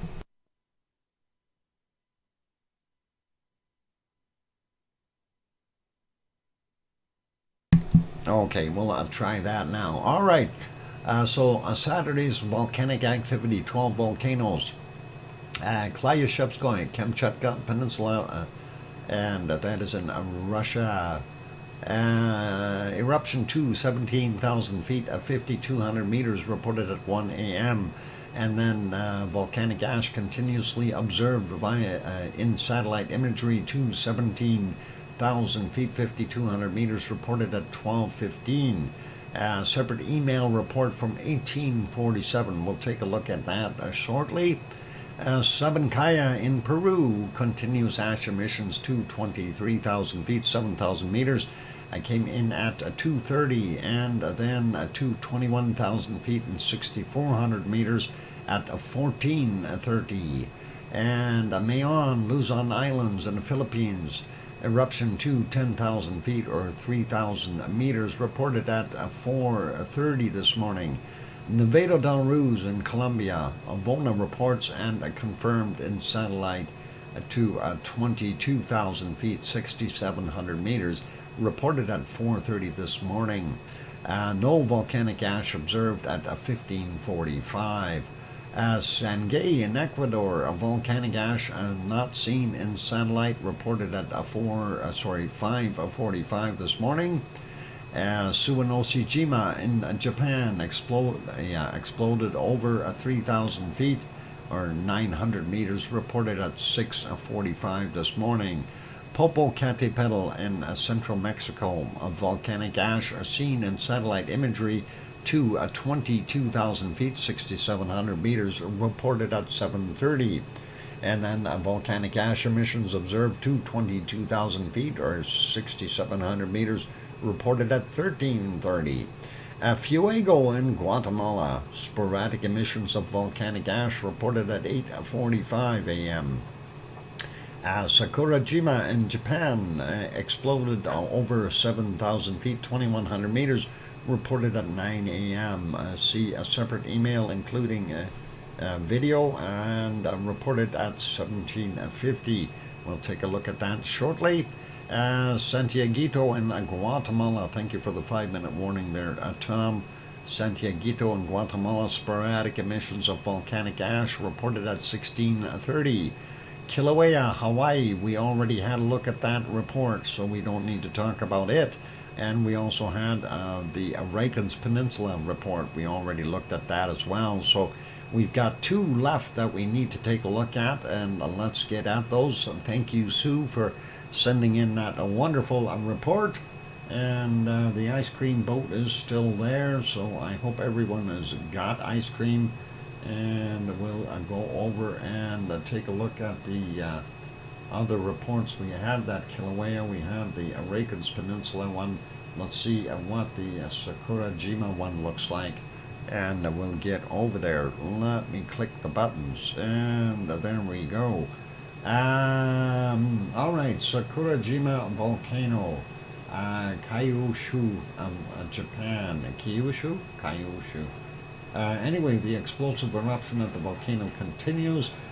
Strong volcano-sized explosions occurred at the volcano from the caldera this evening. The eruption spewed an increasingly rising a dense gray ash plume, which reached approximately 8,500 feet or 2,600 meters, and sent lava bombs a few hundred meters away from the crater. Magma is being stored in the magma chamber within the caldera, which continues to accumulate in the long-term period. Okay, what's it say here? A warning bulletin states that the ballistic impact of volcanic bombs and pyroclastic flows could affect the area of about 2 kilometers distance from the main crater. And here was a small video of that. We can show that on here. You can see it was a time lapse from the 14th, and that is today's, and it looks pretty bizarre and just chugging away. And today is the 14th. That's yesterday for them. So that is pretty awesome to be able to see that, and that is nice that we have a time lapse in there. Anyway, we can show that one again real quick. It was fairly fast, so you can see that material really taking some elevation there, so pretty cool. I just hope those little fellows got a good home. Yeah, everybody's got to have a good home. Anyway, that is what we're seeing there at Sakurajima, so pretty nice. And we'll leave that be. And let's go over to our next report. And that is Kilauea and a volcano in Kamchatka.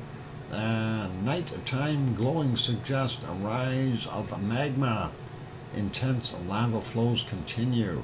And of course, here is the Sentinel-2 image that we see. And you can see the pyroclastic flow all the way down here, a little bit of an avalanche. You can see that phoenix cloud following the trail. So pretty awesome to see that. What's it say? Strong heat anomaly at the summit event continues. So pretty cool to see that. Let's see what the next thing is. And this is, yeah, that is it right there, Kilauea. Visible nighttime glow and near constant emissions of gas from the volcano suggest the continued rise of a fresh magma. Pretty awesome, and that is kind of a nice shot. It kind of reminds me of another volcano we see all the time that's snow covered, and that is Villarrica. And I don't think Villarrica has quite as much lava coming out, but hey, we'll see. And there's the old 1994 plume. You can see that's pretty awesome. And there they give you the location on the Kamchatka Peninsula for this one. Let's close that, just do a quick read here. The activity remains elevated. Today's close-up satellite view of the volcano reveals the continuous thermal radiation at the summit, indicating spilling lava flows along the southeastern and southern chutes. I'm not going to bother with those names, but you can try to pronounce them if you like. In addition, copious gas and steam emissions at the southeastern base of the edifice suggest detached hot lava flow blocks from the front of the lava that interacts with the snow and ice when racing down the slopes. So that is likely what we're seeing here. If there was some snow in there, you're seeing a lot of that extra steam coming up. A visible nighttime glow and near constant emissions of a gas via surveillance camera suggest the continued rise of fresh magma within the conduit. The ash plume extended to about 110 kilometers to the southeast of the volcano today. In other words, we're going to see a higher level of SO2 in there as well. Let's see. Strombolian activity continues within the summit, characterized by a minor lava fountains that have been building and growing spatter cone, and also supplying a fresh lava flows alternately along the southeastern and southern chutes. Glowing lava spatter is constantly being ejected to an approximate height of 100 to 200 meters above the crater. So pretty cool. And there you go. That is Kamchatka, or Kilauea in Kamchatka. Pretty awesome. And that is our wonderful volcano report. I'm going to put you back on the canned lava. We'll let that run after the after the break. And what we'll do is I'm going to get that going. We'll get over to the earthquake map and see what it's doing. The ice cream boat is leaving, for those who need to know. And I just got to make sure I got all my maintenance done here while I switch over. And and we'll get back at it. So don't go away. Hit the like button if you haven't done that as of yet. Also, if you have not yet subscribed, consider subscribing. On that friendly note, I'm your host, DrFox2000, here in Edmonton, Alberta, Canada. And I will be back in 5, 6, or 7 minutes or something like that. And keep smiling. Play nice in the lava. Don't go away. Quakes are coming up. And then the SO2 map. And then some storms. And I think then we'll be good. All right. Don't go away. I'll be back. I'll be back. I'll be back. I'll be back.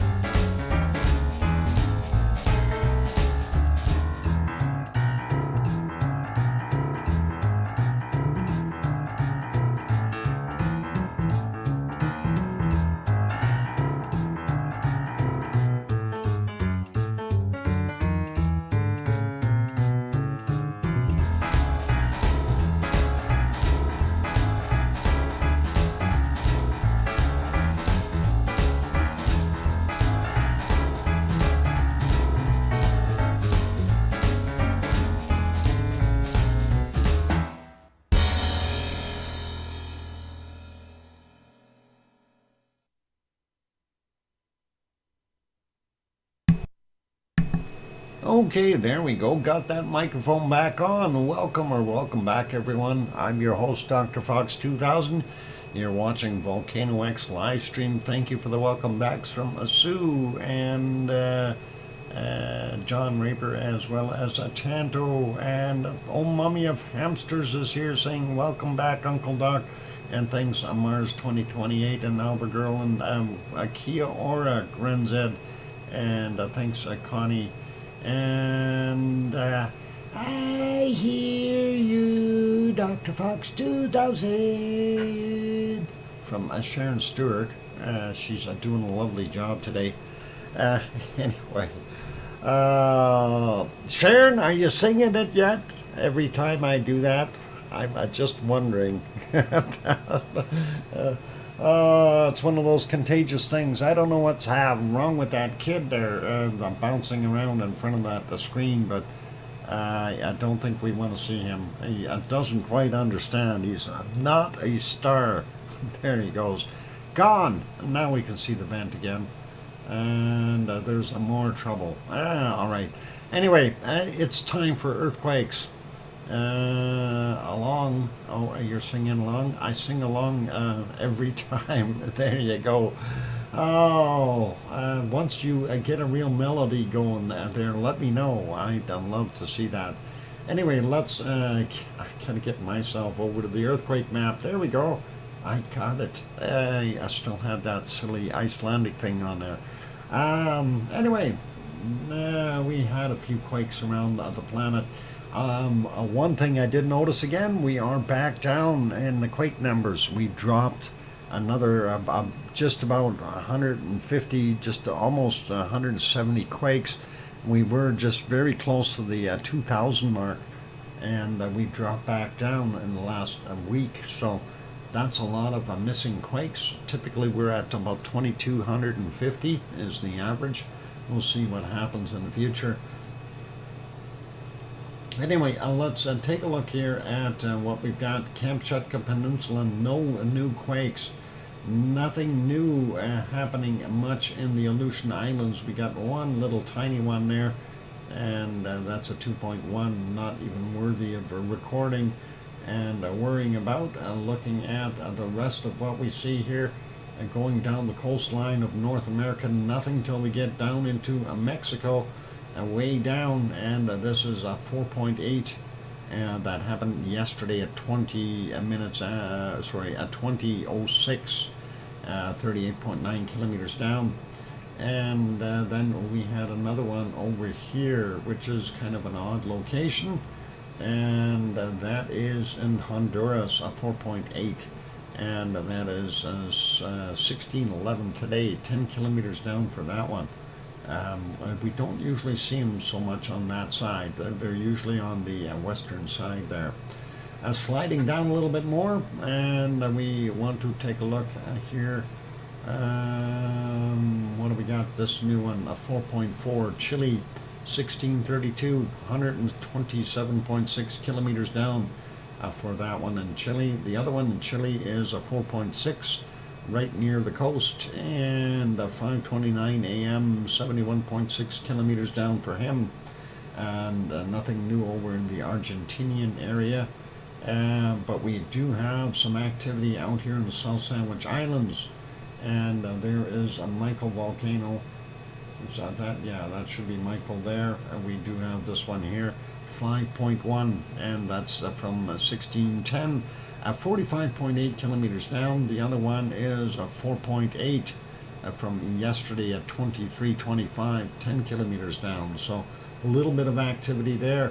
I did notice this one up here on the mid-Atlantic ridge, kind of across between Africa and I guess Brazil for the most part, if you want to call it that. 5.4, and that was from 2:29 this morning.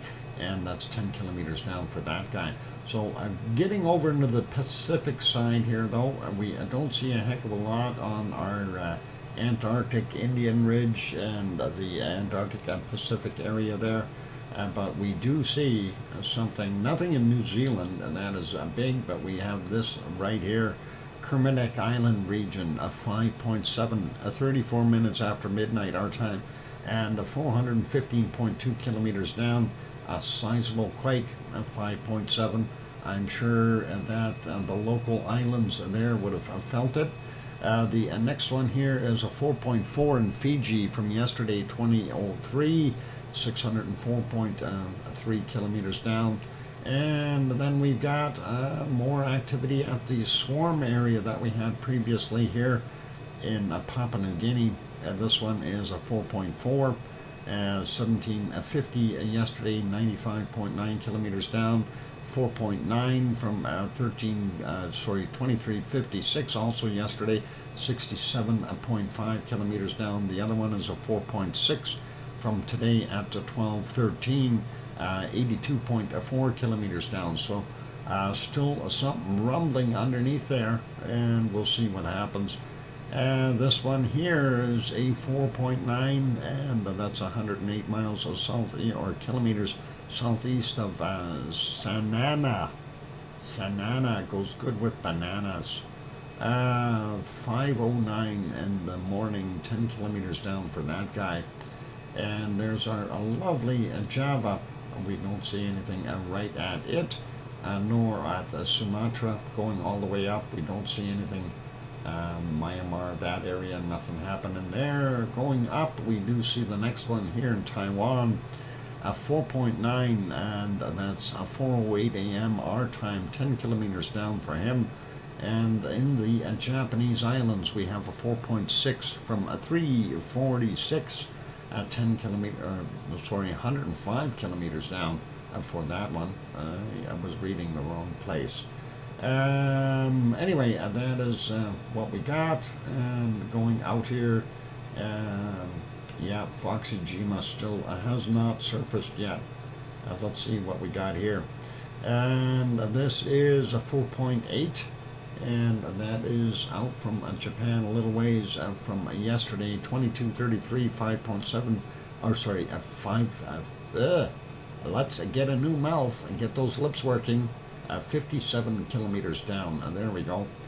And this is a 4.1 from 122 in the morning, 355 there, and 355 kilometers down for him. And that is it for that one. Then we have one in the Sea of Japan, pretty close to the coast of Russia, 4.3 from 1025, 427 kilometers down today. And back over to Japan, 4.9 at Mutsu. Is that right, if I pronounced it correctly? Mutsu. And that is from 2029, 61.5 kilometers down for that one. And there you go, that's for that area of the world. Let's move on. This is Nepal, I think, or India. Well, I don't know. They're taking a measurement from somewhere else.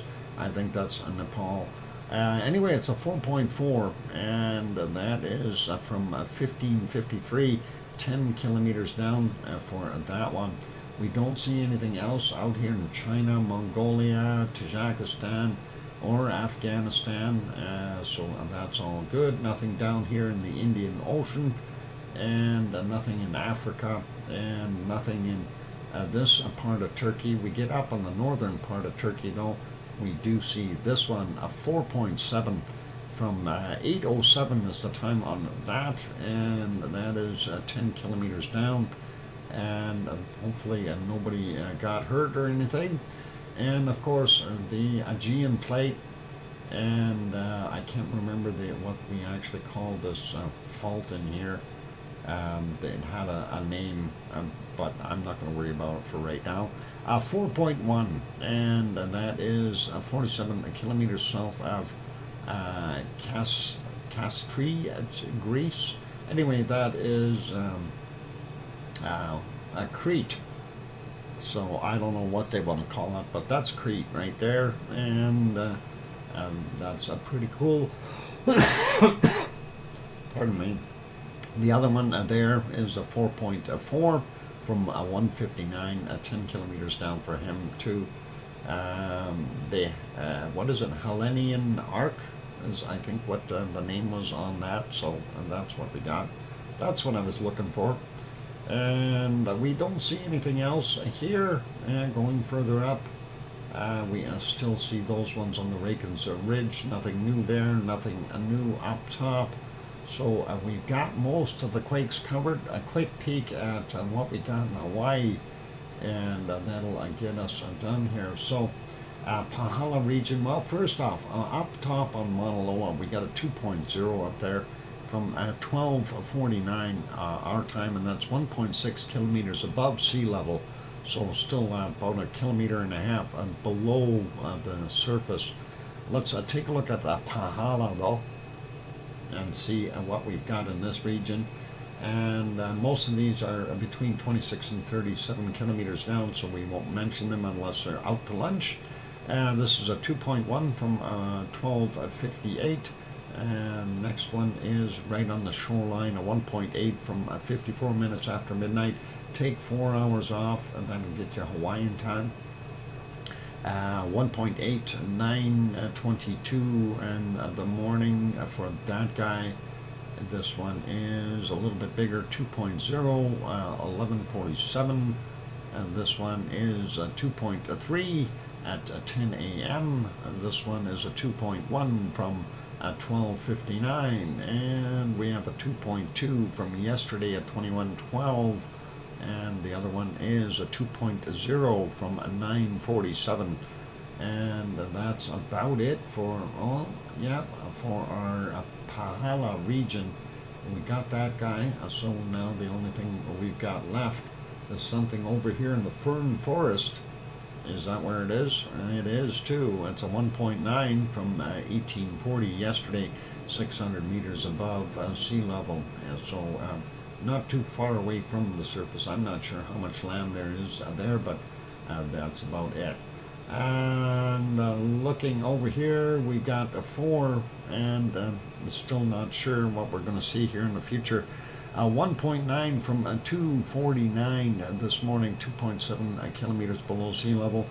2.1 from 1:08 this morning, 1.1 kilometers below sea level, and 1.7 from 41 minutes after midnight, and that's 3.2 kilometers below sea level. And then this one here is 1.7, and that's from 14:12, 3.1 kilometers down. And again, just to kind of reiterate, most of the elevated area here is this region, and it's very interesting to see. When I was talking about that other event, and I was actually not joking, it's called Mauna Iki. Mauna Iki is, I do believe, this one here, and that is one of the vents, and that was a 1974 eruption, if I have the right vent, or it might be this one, but it was one of the ones over here, and that's what it was called, Mauna Iki, like MAUNA and then IKI. I guess that's how you would pronounce it. At least that's the way I see it. Anyway, this is going to explain a lot.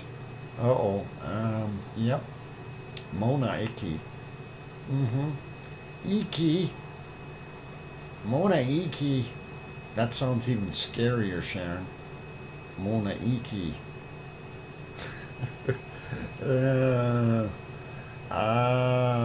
Watch out for your Iki. If the Iki is leaky, then you've got trouble.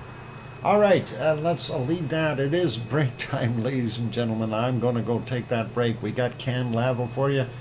Don't go away. Hawaiian vowels are like Italian vowels.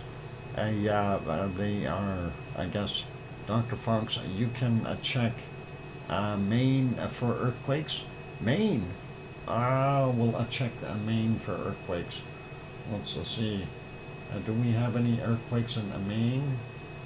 Maine, not Spain, for earthquakes and make us sane. Let's go over there. Oop, a wrong one. This one. Earthquakes in Maine. Let's see.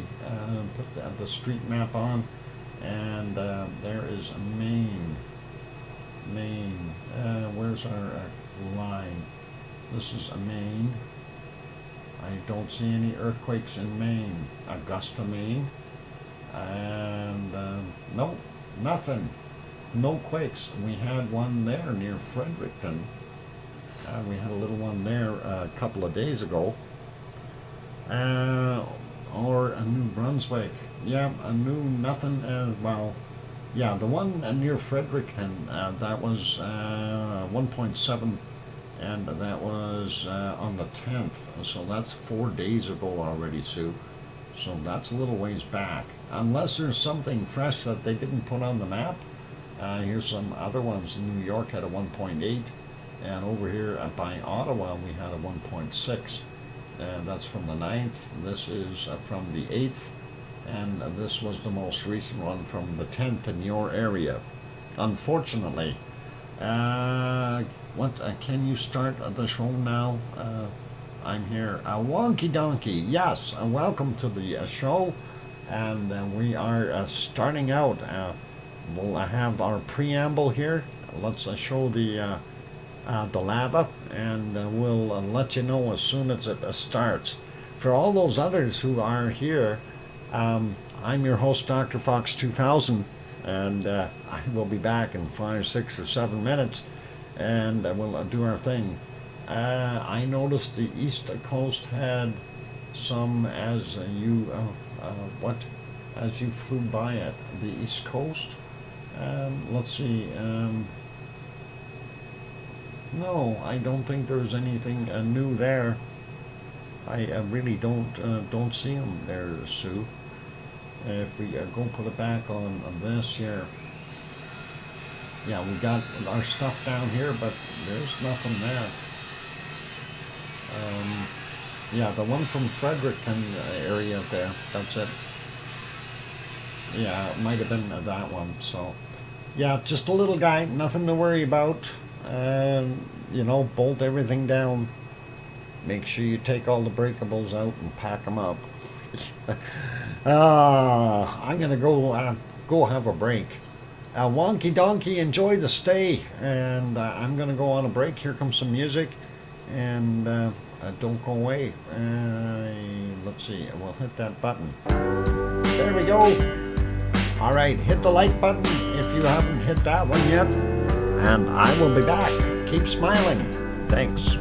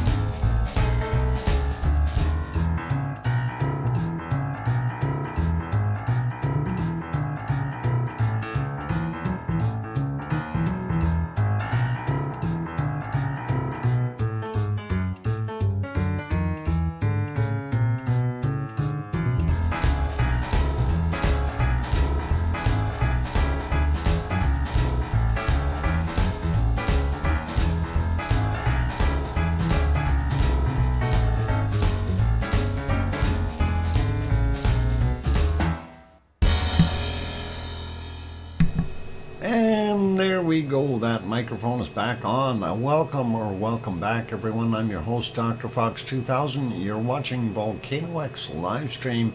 And thanks all for being here. And thank you for the welcome backs from Sue and John and Albergirl. And Oh Mummy of Hamster saying, welcome back, Uncle Doc.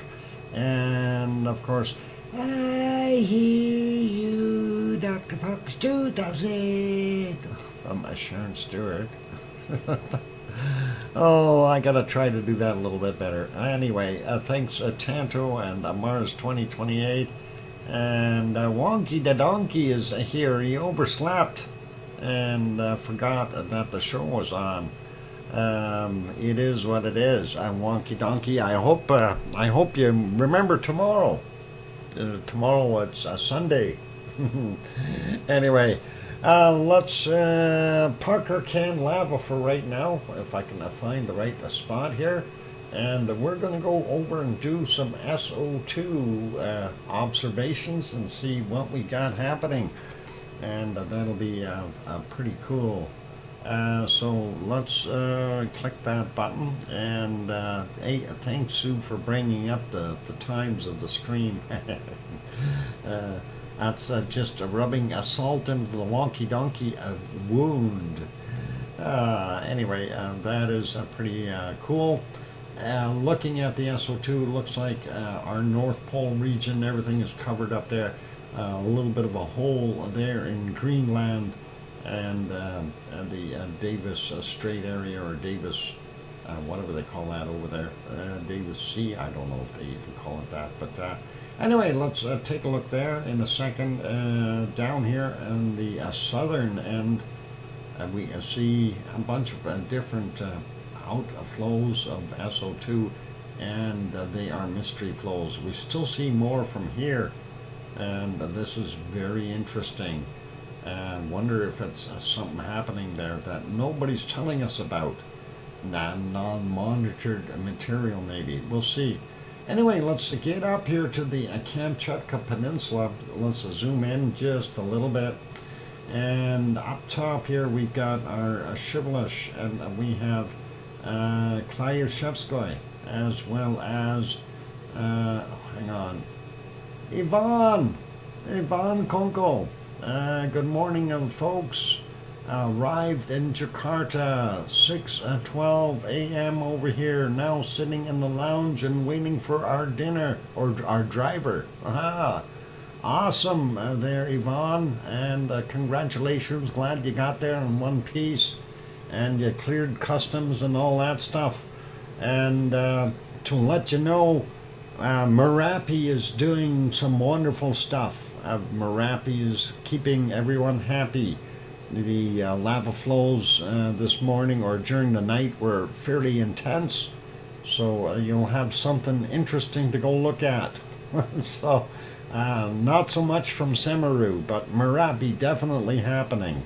And that'll be cool once you get over there. And glad you made your trip. Awesome. Anyway, getting back here, so Shivelish, Kilauea, Bezimiani, and down on the bottom we've got Karimsky and Matnovsky, and then of course Ibiko down here in Paramashir Island, and we see that going up and creating all this extra stuff here. But I don't believe that that's where this stuff is from. This here could be, I think, is coming from this little one here, and that's called Sheldon. I think somebody may have heard of it, but that is where I think that's coming from, and we'll see what happens in the future. Anyway, we do see still a plume up into Alaska, but we are starting to see blue and up on the Yukon as well, and Northwest Territories and Nunavut. British Columbia, other than the coastline, doing pretty good. Alberta, not bad. Most of Saskatchewan is all right. Bottom end of Manitoba looking all right, and we got a little bit of a low here, probably some rain in this area doing its thing. And we also want to take a look at northern Ontario. We see a big, huge circulation over here. It's actually kind of well, right off the coast of PEI, and that is huge. And that is covering Maine and Nova Scotia and New Brunswick, parts of Labrador, parts of a good chunk of Quebec, as well as Maine, and getting down into maybe even Vermont, New Hampshire, those areas. But that whole area affected, and cleaning the air is what it's doing, which is really awesome for those good folks. And not so bad in the eastern states. We see most of it is starting to clear up, and that is really, really good. Most of the central states, actually pretty much everything with the exception of the western coastline, is looking pretty good. And that is about it for there. If we go down a little bit further, and Mexico, we see Popocatépetl in Mexico City dumping its stuff. It's getting pulled into the Gulf of Mexico, and that's just the way the currents are right now. And Nevada del Ruiz, of course, down here gave off more SO2, and his buddies are certainly helping, and it looks like everything is kind of getting squished into the corner here where Panama is, and that might be from Ecuador as well, from who the heck is in Ecuador? Reventador in Ecuador? And yeah, that could be him. John Raper says, thanks for the great show. You're welcome there, John. All right, moving further south, and what is it over here? It's Sabancaya. Sabancaya still got that low in here, so it's helping keep that SO2 down, which is really, really good. And of course, looking over at Rio, not so bad over there, not bad. And the rest of Chile, as we see, it's not that much going across Argentina. We do see this down here, and I think that has nothing to do with what's coming off the continent, but we do see a little bit of SO2 down on the bottom here. And as I remarked yesterday, seeing these islands and this plume, this is about the same place. So what is going on here? Do we have some volcanic activity? We'll see what happens. And we'll have to put in a weather thing there for you for Jakarta there, Yvonne. I'll work on that later, and we'll make it exclamation WJ, because there's nobody else using that. Anyway, we also see this plume in here coming from that area, so likely some undersea mound somewhere here doing the thing. And of course here, White Isle Volcano, northern end of New Zealand, pretty much back to normal. The oil refinery down by Melbourne doing its thing, the coking plants northwest of Sydney doing their stuff, and Tonga is still got this guy off-gassing over here. And of course we've got Yasur and Gawa and Aoba up here doing their thing for Vanuatu. And our Papua New Guinea guys still pretty normal from what I see. Luotaluk, not so heavy today. Semaru, heavier SO2 levels than normal, and looks like not so much SO2 coming from our wonderful Merapi, but heavy SO2 there in the Jakarta area, as well as over at Krakatau. So I don't know which one's producing more, all the people over in Jakarta or over at Krakatau, but that is what we've got going on. So heavy SO2 levels, and not sure if Dempo is putting anything else into that soup either. Both, yep, they're both there. And let's see, we've got Currency and Merapi is the other one here. And then of course we have Cinnabon over on this side doing its thing. Moving over a little bit more, there's Ibu and Dakono on Halmahera Island, and that is still off-gassing. I think this was residual stuff from yesterday, and that is kind of still floating that way. At least I think it is. Looking at the islands out here in Japan, Japanese islands are still, I guess the wind quit and it just kind of sits there and builds up a little bit level-wise. And then, of course, getting out here, we got Mayon doing its thing and continuing to fill up that area. And then, as we've seen from Taal, quite a bit of first destination, Krakatoa. Oh, you better send me pictures. I want pictures, and I want a lava sample. Krakatoa pictures and lava sample required. It's a must. Oh, and if you happen to find an Indonesian lava worker, you make sure you get a picture of them. And we want to see them. We want to know. Anyway, this is a Taal. A Taal volcano is not where Yvonne is. A Taal volcano is in the Philippines, right next to Manila. Yvonne is down here. Yvonne is here in Jakarta. And that's where she is. I'm not sure where in Jakarta because there are so many places there.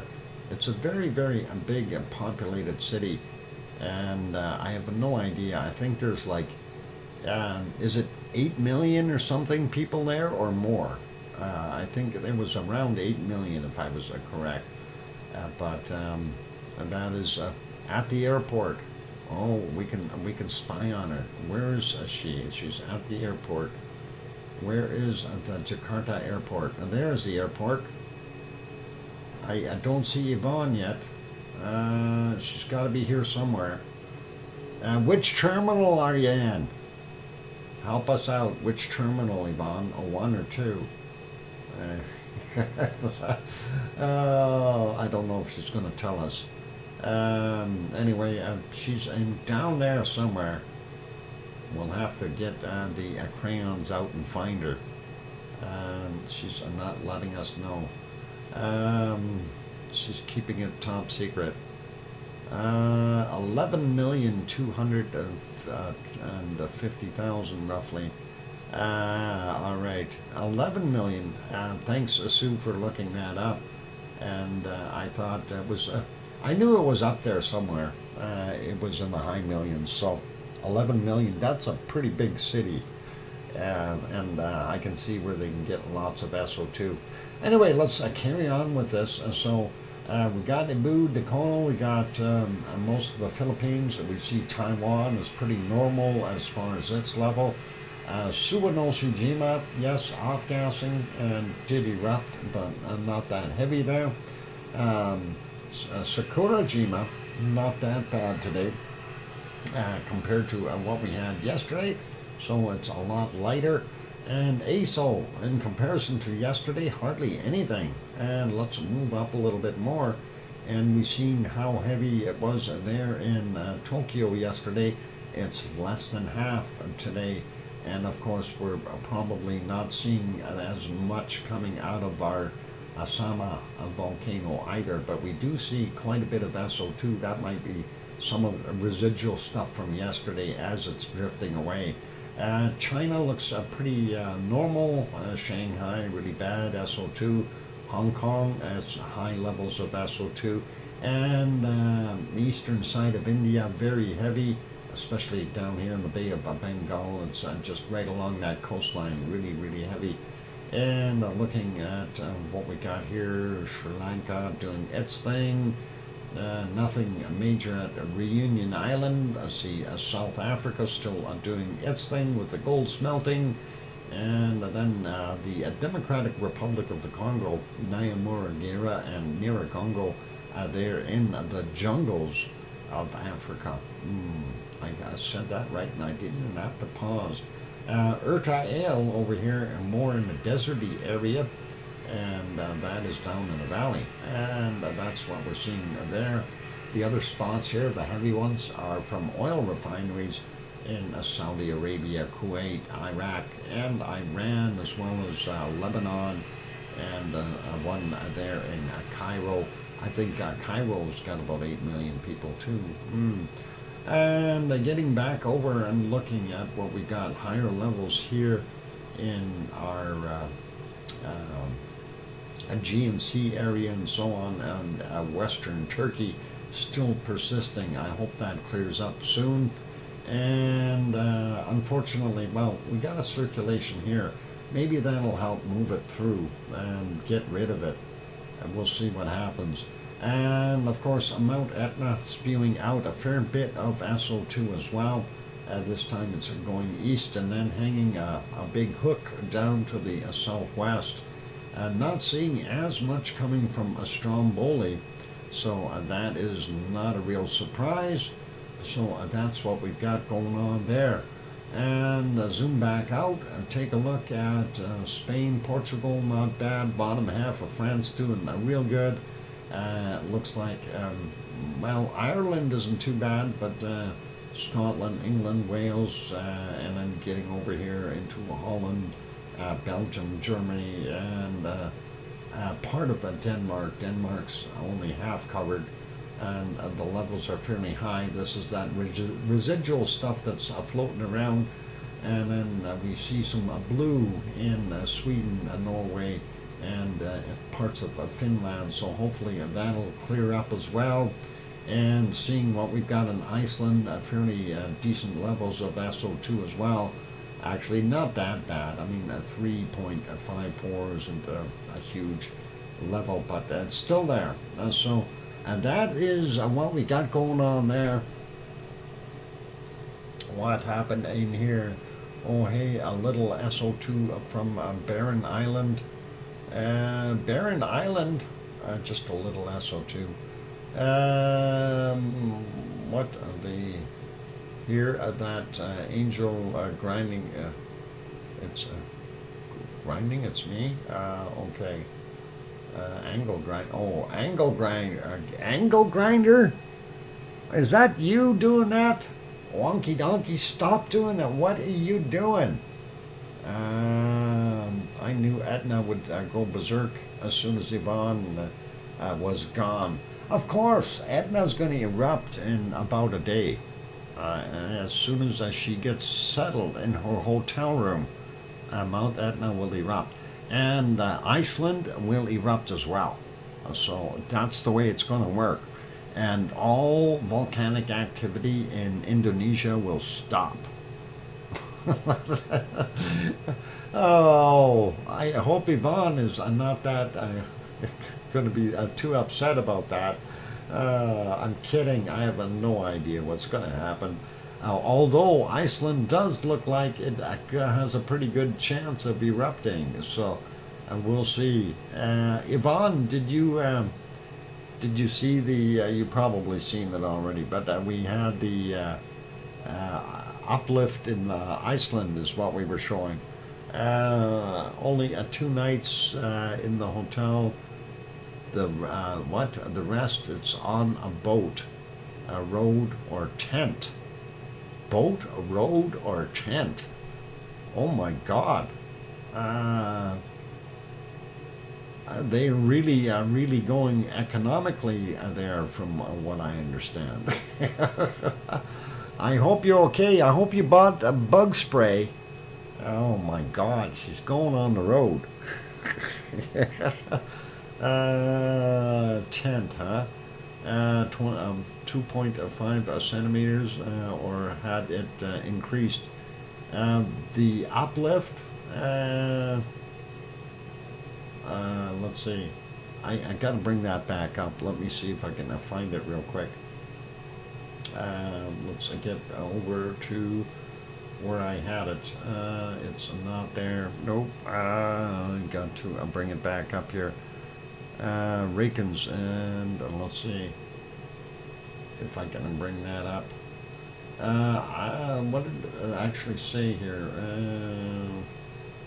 It didn't really mention how much it uplifted in there. So the map, though, if you didn't see it, here it is. And that, let's get rid of the advertisement. there's the area affected. So that gives you a pretty good idea of what we're looking at. We'll get rid of that too.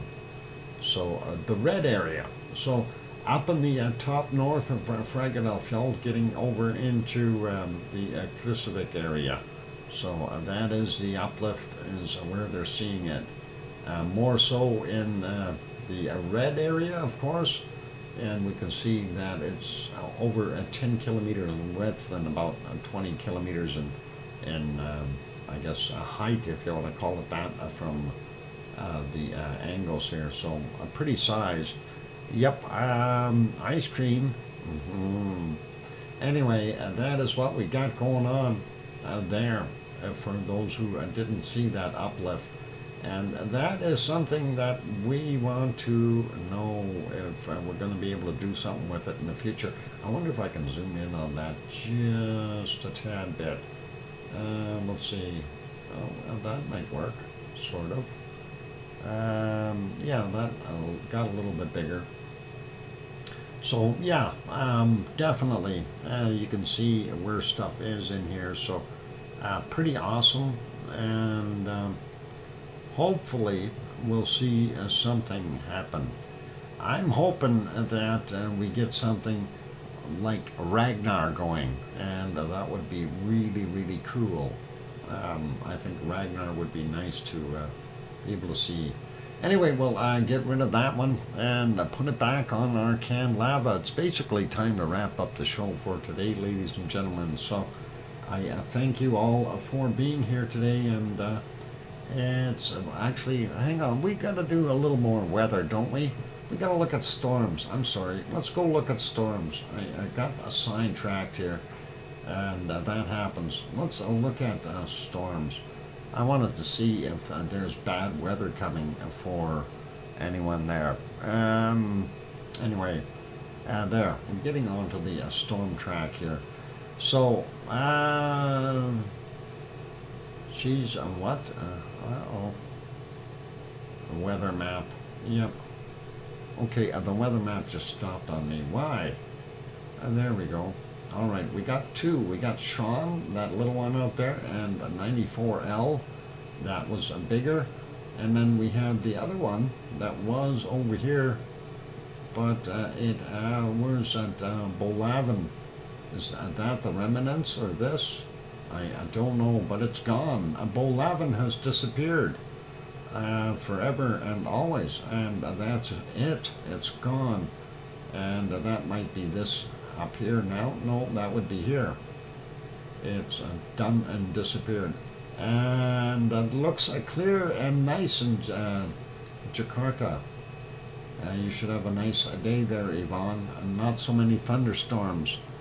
I might emerge. You think those are going to be merging? I don't know. Yeah, I don't know. That depends on what Sean does here. Sean looks like it's just a little lazy guy. He's not that big. A 94L has got a little bit more oomph to it.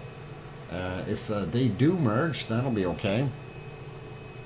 And Sean has stalled. Yeah, he's stalled. His growth is stunted. Anyway, looking at, we see this nasty stuff off the coast of New York and so on there. We got that circulation right along the coast. Hopefully it's not so bad there. And then looks like here in the entrance to the St. Lawrence Seaway, we're seeing some rough circulation as well. And then of course over here towards Iceland, we see well, this is more off the Irish coast here, out a ways, but we see that twirling around. It's still bringing warmer air up into Iceland, which is going to help keep it there, but lots of clouds, so we'll likely see more snow in Iceland before too long. And yeah, it is not that bad. And of course Antarctica, you don't even want to go there. It's just storm after storm after storm. So that is it. So nothing really too crazy. looking at what we've got here, we're going to be in for a few stormy days ourselves here, or at least cloudy and possibly rainy ones for Alberta, as we see that stuff coming through British Columbia now. So our Monday, Tuesday, Wednesday may be a little bit on the yucky side. We'll see how that works out. Saskatchewan and Manitoba and Northern Ontario look pretty good as far as cloud cover. And that should be about it. Let's pop back over to temperatures. I wanted to have a quick look here, see if we can find something really hot around here. And not that warm there or here. 34 is the highest I've seen so far. There's a 37 in Mexico. And I think that might have the hot spot for today in Mexico. 37, 38 I've seen. Down here, not quite as warm, but where's that 38? I went over it, I seen it. 36. Oh, and there it is again. So 38 there in Mexico. And it's not quite time to go. Yvonne, you take care. Have a good day or night. Or no, it's morning there, so I don't know if you're going to stay up, but take care. Stay safe, okay? And let's see what else we got going on here. Nothing too warm in Brazil. Pretty normal looking, actually. And moving on over, we see the northern island is not bad for our wonderful New Zealand, so they're all right. Still looking single digits for most of Tasmania. Melbourne coming in about 11 degrees. Sydney sitting at about 19. The home of Oz about 23, 24. And Australia, of course, just getting into the day, so they're not as hot yet. So we give the title to Mexico at 38 degrees. Let's see what we've got in the Sahara Desert. Maybe that'll top it. Maybe we'll check down here first. Nope, 29, 30s. Nope, nothing there. Let's check the rest of the Sahara and see if we get any higher temps. 33 so far. And yeah, we're not seeing. You got to remember it's evening or nighttime there now, so a little cooler, and that's what we're seeing. So, yep, a hot spot is definitely our wonderful Mexico right now. Let's find the lowest temp on the planet though and see how cold we can make everyone. I see a minus 65 in there, 67, 71, minus 71 right there. So that's pretty chilly. Let's see, oh, and there's a minus 72, and that's pretty cold. Let's see if we can find some other spots. And Bangkok is 27. That's pretty cool. And let's see. Do we see anything colder? Oh, I seen it in here. There's a cold spot. Minus 70 right in here. And let's see. Minus 70, and we had a minus 71 earlier, so minus 70. Is there anything else colder? Quick scan and a check. Minus 66, no, 68, 69. There's another 70. Minus 70 right there. And let's go back down here where we found that other cold temp. 68. Where are you? There's a 70. And I thought it was right in here. 70, 68, 69, 70. 70, 70, 70. All right, not seeing it. Hang on, where am I? I thought I was down here further. I will double check again here, but I gotta find where it was here. 69, and it's somewhere in this vicinity. We'll find it again. We had it earlier. There's a minus 70 right there. Zooming in, there's a minus 71. And did we have a minus 72 here? No, only minus a 71. Okay, we'll live with that minus 71. So Antarctica seems quite warm. Yep. Yeah, it is. Well, if you want to call minus 71 warm, let's just say you're more than welcome to go there if you like that kind of temperature. That's not for me. Anyway, it's a tie, you bet. All right, that's it for today's show, ladies and gentlemen. And I am going to leave this on for another 20 minutes or so. And we'll shut it down at the top of the hour. A big thank you to everyone on board today, and I appreciate all of you. Big thank you to Gura for his 30 Swedish kroner super chat, and thank you Grandma B for gifting the membership, and also a thank you to Irish Monk for throwing in a 10-pack of memberships. That was very awesome, and thank you for your support for the channel. Also, a big thank you to our moderators, Arizona Snowman, and Piggy, and Sue, and the CND Boy, as well as Yvonne Kunkel, and Siggy, and Gary 24/7 Live, Visa Skies, as well as others that may be out there. Thank you guys, I appreciate all of you. And let's see, I'm gonna shut some things down in the background there. There we go. And I want to get that back on the candelabra. There, that's better. So thank you everyone for being here, and be good and take care of yourselves. Remember, tomorrow, Sunday, stream starts at 4 Eastern. And keep smiling, everyone, and take care of yourselves. Have a wonderful evening, and we'll see everyone tomorrow. Hopefully we'll have an eruption during the night, right? Anyway, take care all, and please, and just, I wanted to say thanks, Sue, for getting those volcano reports, and I always got to do that. And on those notes, only one thing left to add. Please, please, tell your loved ones that you love them tonight, for tomorrow is never promised. I'm your host, DrFox2000, here in Edmonton, Alberta, Canada. We'll see everyone tomorrow. Take care, good night, and oink oink!